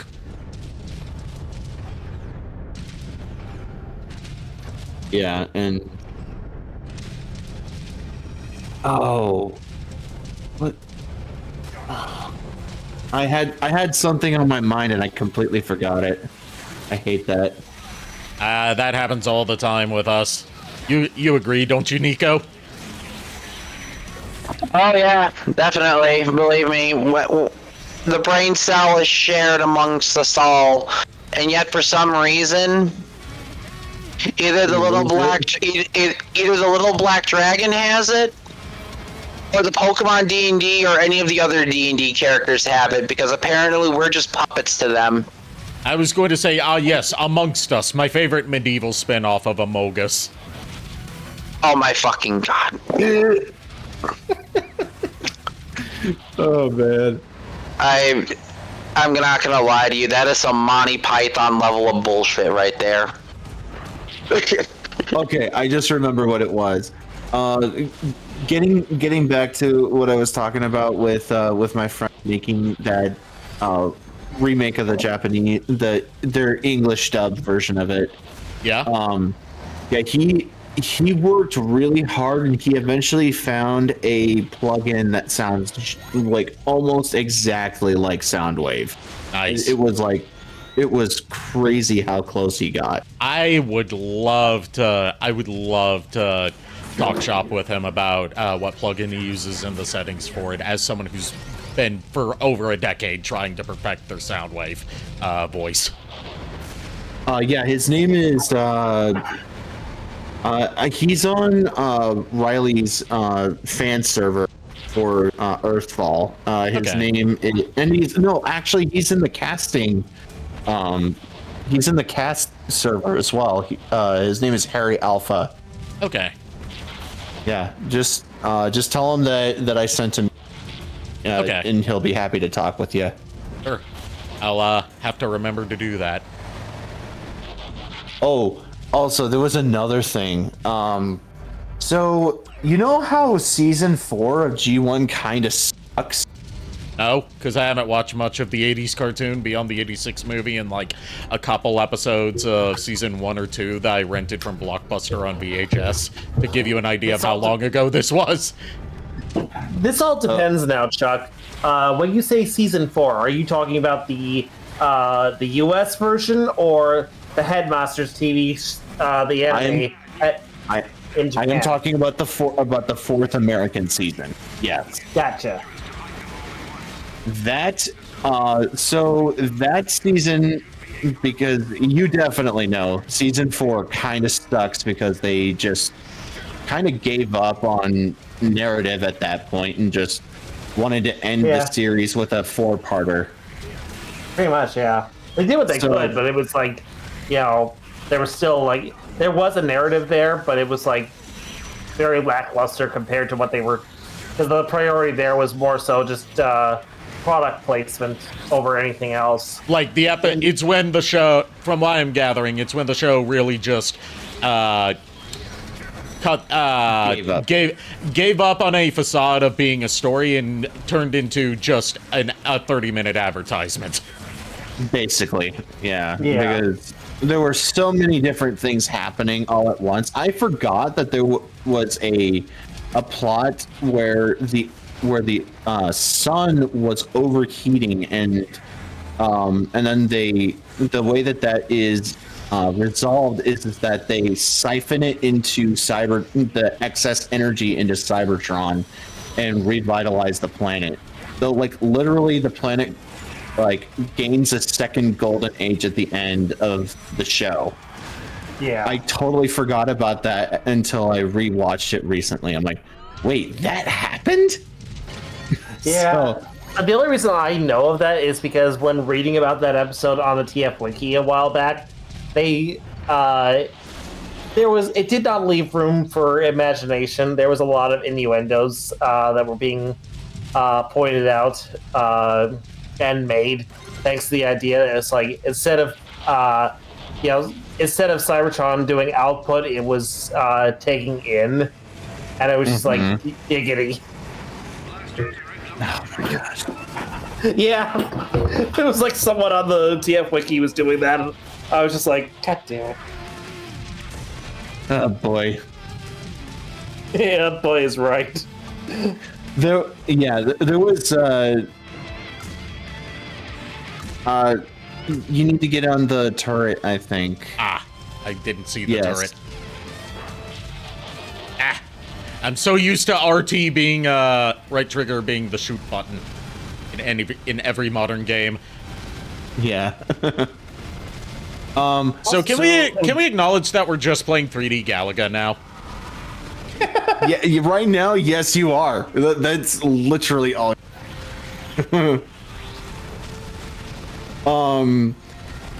So getting back to my point about how season 4. Well, somebody on YouTube decided to cut a whole bunch of footage together and basically fix the mistakes that they made in the 86 movie by and like the narrative possibilities that were made when Optimus was back to life at the end of season 3 by reviving all of the dead Autobots in this fan-made season 4. So like all of the fan favorites are back: Ironhide, Ratchet, Wheeljack, all of the dead ones. And they actually find a way to give Rodimus back the Matrix, but Optimus is unable to stay charged because he relied on the Matrix so long that it basically became his power source. So it's like a device that's battery is inefficient for it because it was always plugged in. So the solution to that is that they turn him into Power Master Optimus, a la Jinrai. All right. They make Spike his Power Master instead That of. makes sense. Yeah, and it's actually really well thought out. And here's the kicker: is that The kicker's not in Galvatron that still- show. Oh my god! I had Is to. that- yeah, they decided to kind of rewrite the lore a bit, and they kind of like did a Transformers 1 where they had Orion Pax and a character named Giga know each other before Giga was remodeled into Megatron. And the reason that Megatron attacked Orion at the docks that day is because Orion did not recognize him, and he got angry about it. So, Dude, I get a makeover one time and you don't recognize me? Fuck you. Starting a war. yeah, and It's like he was already planning to start a war. It's just the question is that, you know, This was the straw that broke the camel's back. yeah, but what's really cool about this is that the since Galvatron is technically Megatron, but not. They kind of made it to where the spark was like copied, and then they put it into two minicons that go into one body. You know who I'm talking about? Overlord. Yes, Overlord is Giga, aka Megatron. I should have known that from Mega and Giga. Yeah. Just those being the names of his Power Masters. Not to mention the fact is, there was a, it was BotCon that did this. They had, they had Overlord. They had an Overlord figure that was basically a retool / repaint of the, at the time, current Bludgeon release, the Revenge of the Fallen design, and called it Gigatron. Yeah, because they couldn't secure a trademark. Hasbro and FunPub, or whoever was running it at the time, couldn't secure a trademark for the name Overlord yet. Yeah, and technically Gigatron had been used as a name for Overlord in the past, so it wasn't completely out of nowhere. Yeah. Okay, so that was probably why they decided to rename this version of Overlord fan-made. So so it is such a cool story. Like, and they did such a, like, I'm gonna send it to you, JKR and Ari, if you want to go ahead. I think it would be really fun to watch because it's just a really narratively well thought out series. You can tell that's made by an actual fan. What? You can tell that's made by a fan of the show as opposed to, like, a executive type. Yeah, but it's not schlocky like a lot of fan. It's not like fan wanky where it's like, oh, this is me trying to insert my own like OCs into it, that kind of stuff. Not to shit on OCs, I have my own, but like a lot of like attempts at like fanfics stuff, as they're called, as like fan fiction that tries to fix a show, focuses on like, oh, this is also like my characters are also in the story because that would make it better. Yeah. Yeah, but like you said, not to crap on them. Like sometimes they can actually be, but it's, yeah. Yeah. So I'll send you guys the link to it. It's really, really good. Like, Okay. It completely rewrites season 4 and just adds a whole bunch of stuff from headmasters and. Nice. All right. Though I will tell you that there is a little bit of AI used, but it's not what you think. It's more of like a voice actor using a changer. It's okay, so an AI voice changer, not actor. An AI voice changer as opposed to an AI generated voice. Yes, it is an AI voice changer. I actually looked at because I was like kind of curious because like they made the voice actor that was playing Optimus sound so much like Optimus that it just sounded a little uncanny to me at first. And I'm like, oh yeah, they did use a voice. But like I could tell that the way it was being spoken, like they used a lot of Peter's like intonations. So like I could tell that it was a real person voice acting. They just used an AI voice changer. And they did the same for Wheeljack and Ironhide and one other character I can't remember. Starscream, yeah. Those are the only ones though. Everyone else. Oh, and Galvatron. Yeah, that was another one actually. I missed one. I've actually thought about doing like fan dubs of like Japanese exclusive stuff before, but like probably what I would start with, just because it's an easier source to work with, because it's not like redubbing an entire like 50 something episode series, would actually be Call of the Future. And now that I know you, I know I would cast you as Wheeljack. Yes, yeah. I would have so much fun with like we would still be stuck with janky. We would still be stuck with the script that's there, but like yes, I would allow more freedom in the voices. With the unpredictability of plasma. Yeah. Because let's be honest, that voice acting was terrible. Yeah. Define chance. My figure's unprecise, but at current calculations, roughly. But yeah, like honestly, Chuck, you lost my interest the second you told me that there was AI involved. Because here's the thing, like I get it, it is still actual voice actors behind the mic. The problem I have with AI in like AI voice changers, I also have issues with. Like if it's not someone else's voice that's being fed through, like basically being churned out of a machine. Like say like how Ari did in the past, where she would use like which is the same voice changer that Cloud Sato uses. Yeah, Cloud even uses this. Their voice changers to make them sound more feminine in the past. Yeah, that's different in my opinion, because it's like they're not actually sounding like established voice actors. I think I know what you're talking about, Chuck, and I actually did comment on that when I saw the episode, because everyone was saying it's like how, oh, these voices are so on point, and I'm just like, because it's AI, that's why, and I do not approve, because that just shows that no matter how good of a voice actor you are, you're holding these people to a high standard where it's like, oh, these are the definitive voices. No one else can, even attempt to sound even close to them or even do their own take. That's my standpoint on the whole thing. I get not everyone's going to agree with me, but that's just how I feel about the whole situation. I'm just like, I don't really care for that. I understand, but can I make a counter argument? The story is worth listening to.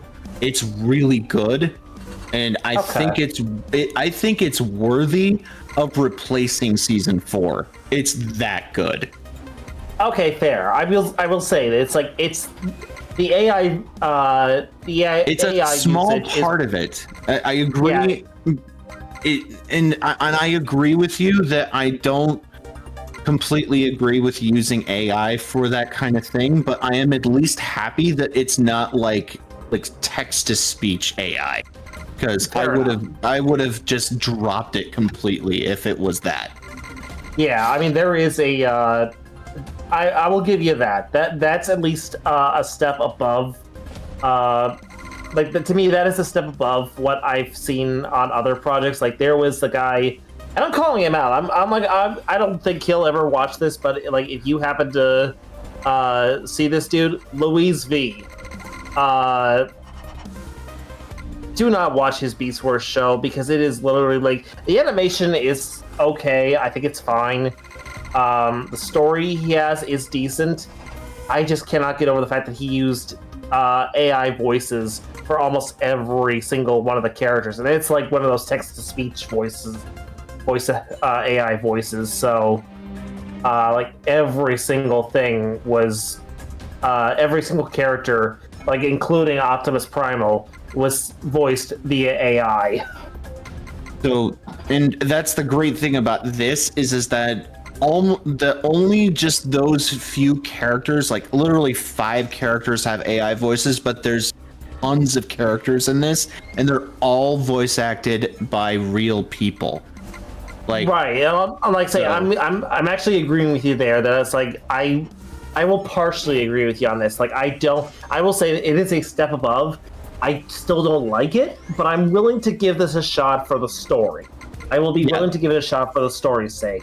So, I was engrossed in the whole thing. Like, dude, I lost track of time while building a Gundam while listening to this. I was I didn't even need to watch it half the time because what was happening was so descriptive that it was like listening to an audiobook in some ways. It was really, really well put together. I get you. I think I started watching. It's like a 2-hour video. I think I started at like 10 o'clock, and I was like, wait, I've watched the whole thing? Really? I was enjoying it so much, I wanted more. So I get you. And, like I said, I'd be willing to give it a shot, if only for the story's sake. Yes. Like I would be willing to look past the AI if the story is actually decent. I implore you to. It is so good. It is so good, dude. I will give it a shot. I will say that. I will give it a shot. Now let me ask you this, Chuck. In regards to the Insecticons, because I've been meaning to talk to you about this.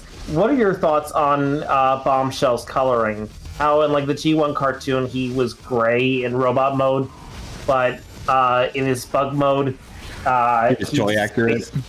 He's toy accurate. Like, what are your thoughts on the robot mode? Should he be, should he have that gray robot mode, or should he look just basically more uniform with the other Insecticons?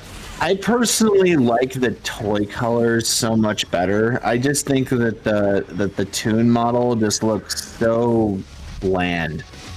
Yeah, that's how like on a similar. If I may, that looks better. That's the toy colors. Yeah, that looks so much better. Like that was also what I've already shared my thoughts multiple times on various streams and platforms about the Legacy not Devastator, Menasor.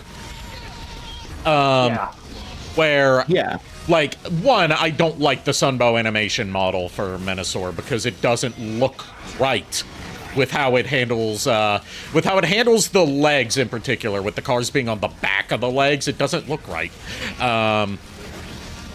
But also the colors are so like, aside from the splashes of color that are added by the individual limb components of the Stunticons, like the colors of Motormaster forming the skeleton of Menasor is just so, like, it's just so much gray.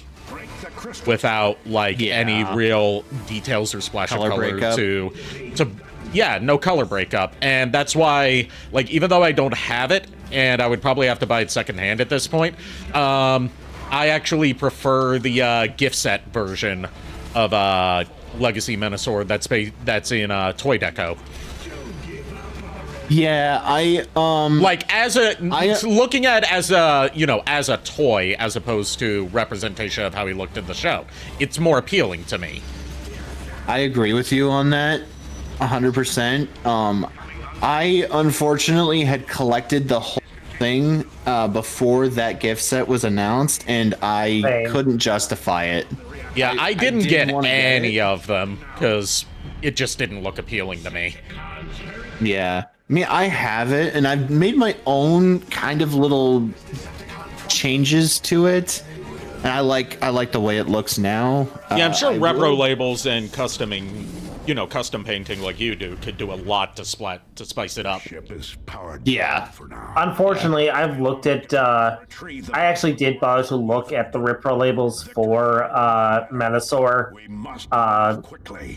and unfortunately and I hate that they did this. They didn't really give him much in the way of coloration on the legs. It was just like little tiny details that are barely noticeable that got picked out by the stickers. And I'm just like, to me, I feel like it's like, okay, come on. If you were gonna do actual like decals, why the hell did you just go the bare minimum on the legs? Whereas like you could have gone, above and beyond.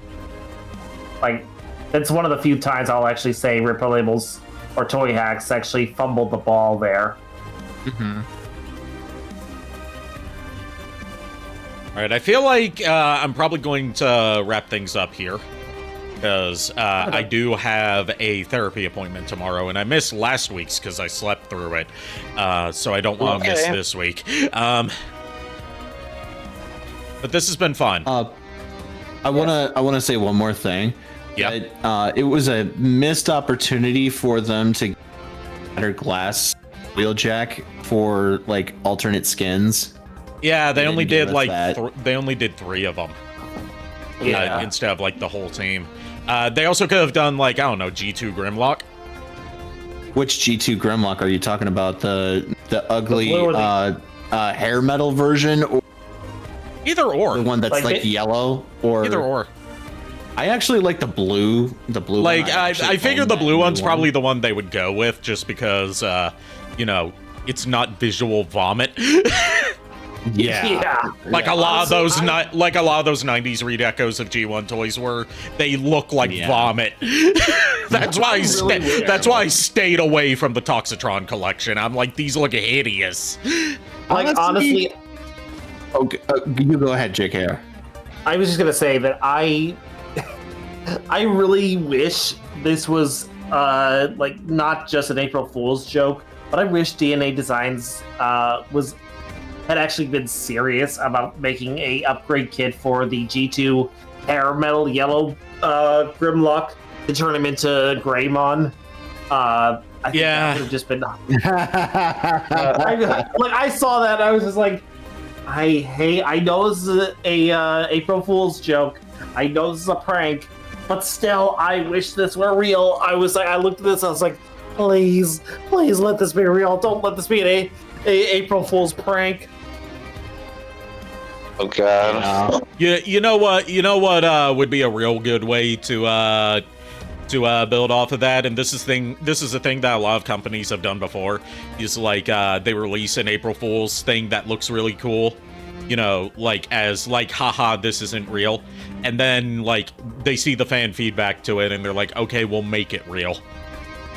Oh, yeah, like that like the Black Sarek from the Earthrise Scorponok. I mean, like my go-to for it is something Capcom did during the Great Mega Man drought of the 2010s, specifically during the 25th anniversary. That really pissed off a lot of people because of how little we were getting during that period, where it was like the 25th anniversary, but all we were getting was merchandise. But like They did, for an April Fool's joke, they showed a figure design for like a really cool looking Mega Man X with like updated, more like Tron-like armor. You might have seen this design around because they did make it into a real figure from True Force, I believe they're called. And it's also an alternate skin in Marvel vs. Capcom Infinite for him. But it's called version K. It's called version K. KEI, because of the designer that designed it. It was initially an April Fool's joke, but and it was people couldn't tell it was an April Fool's joke. One, because Japan doesn't usually do April Fool's stuff. Yeah. And two, because the key hints that it was an April Fool's joke was in like little design notes that no one was paying attention to, like saying instead of like 1/12 scale, it was 12:1 scale. So it would have been like 12 times bigger than the character canonically is. So it would have been like, does that mean that he's just really small normally? God. But like they saw the fan feedback to it and decided to actually make a figure of that and sell it. I see. All right. And then there's like, another go-to example, Toonami. They brought it back as an April Fool's joke one year. The ratings were so high and the social media buzz was so high that they brought back Toonami permanently.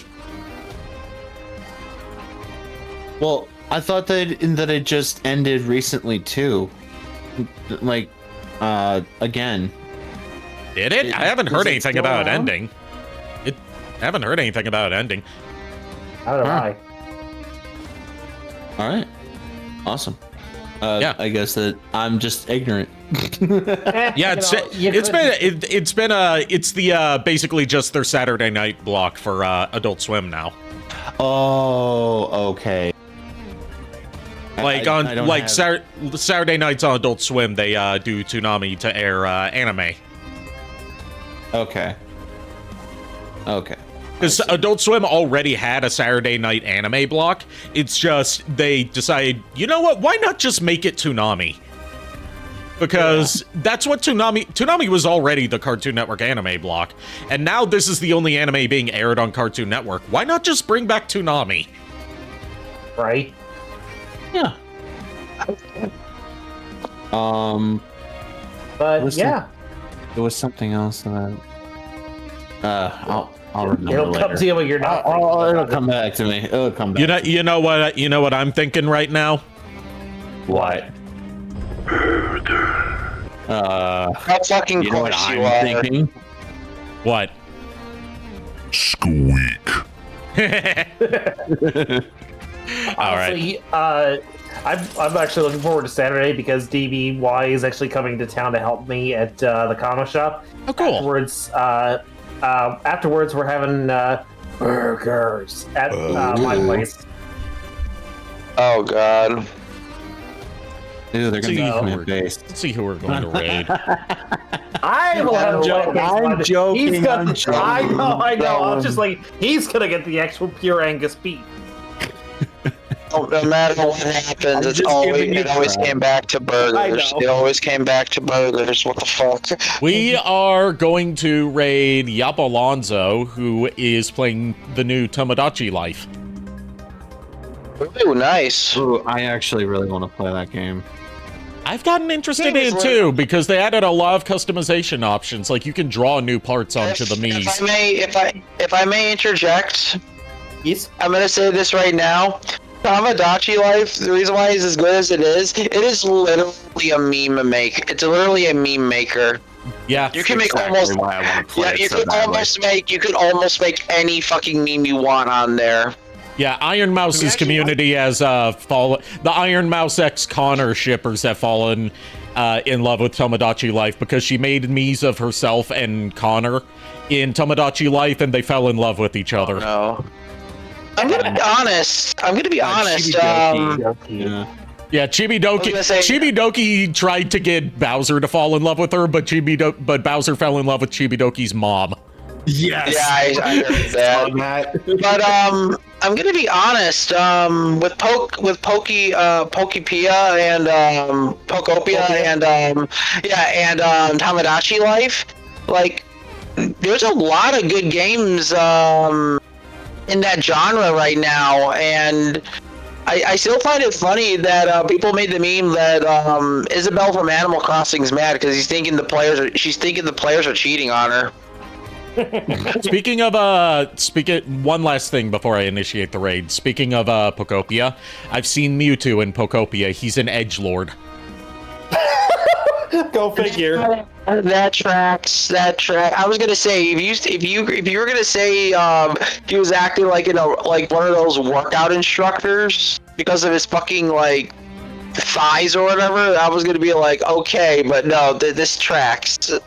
This tracks, unlike Cowboy Kyogre.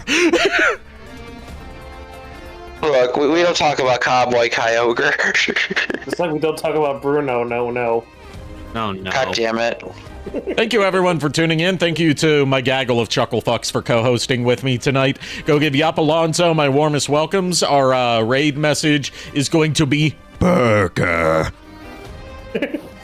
And I'll see you guys Wednesday with more Metal Gear Solid 5. Until then, unpleasant dreams. And so long, Screwy. See you in St. Louis. Hit it, Chuck. Well, we're the boys of Chorus. We hope you liked our show. We know you're rooting for us, but now we have to go. It always has to go back to burgers, doesn't it? Good night, everybody. Good night.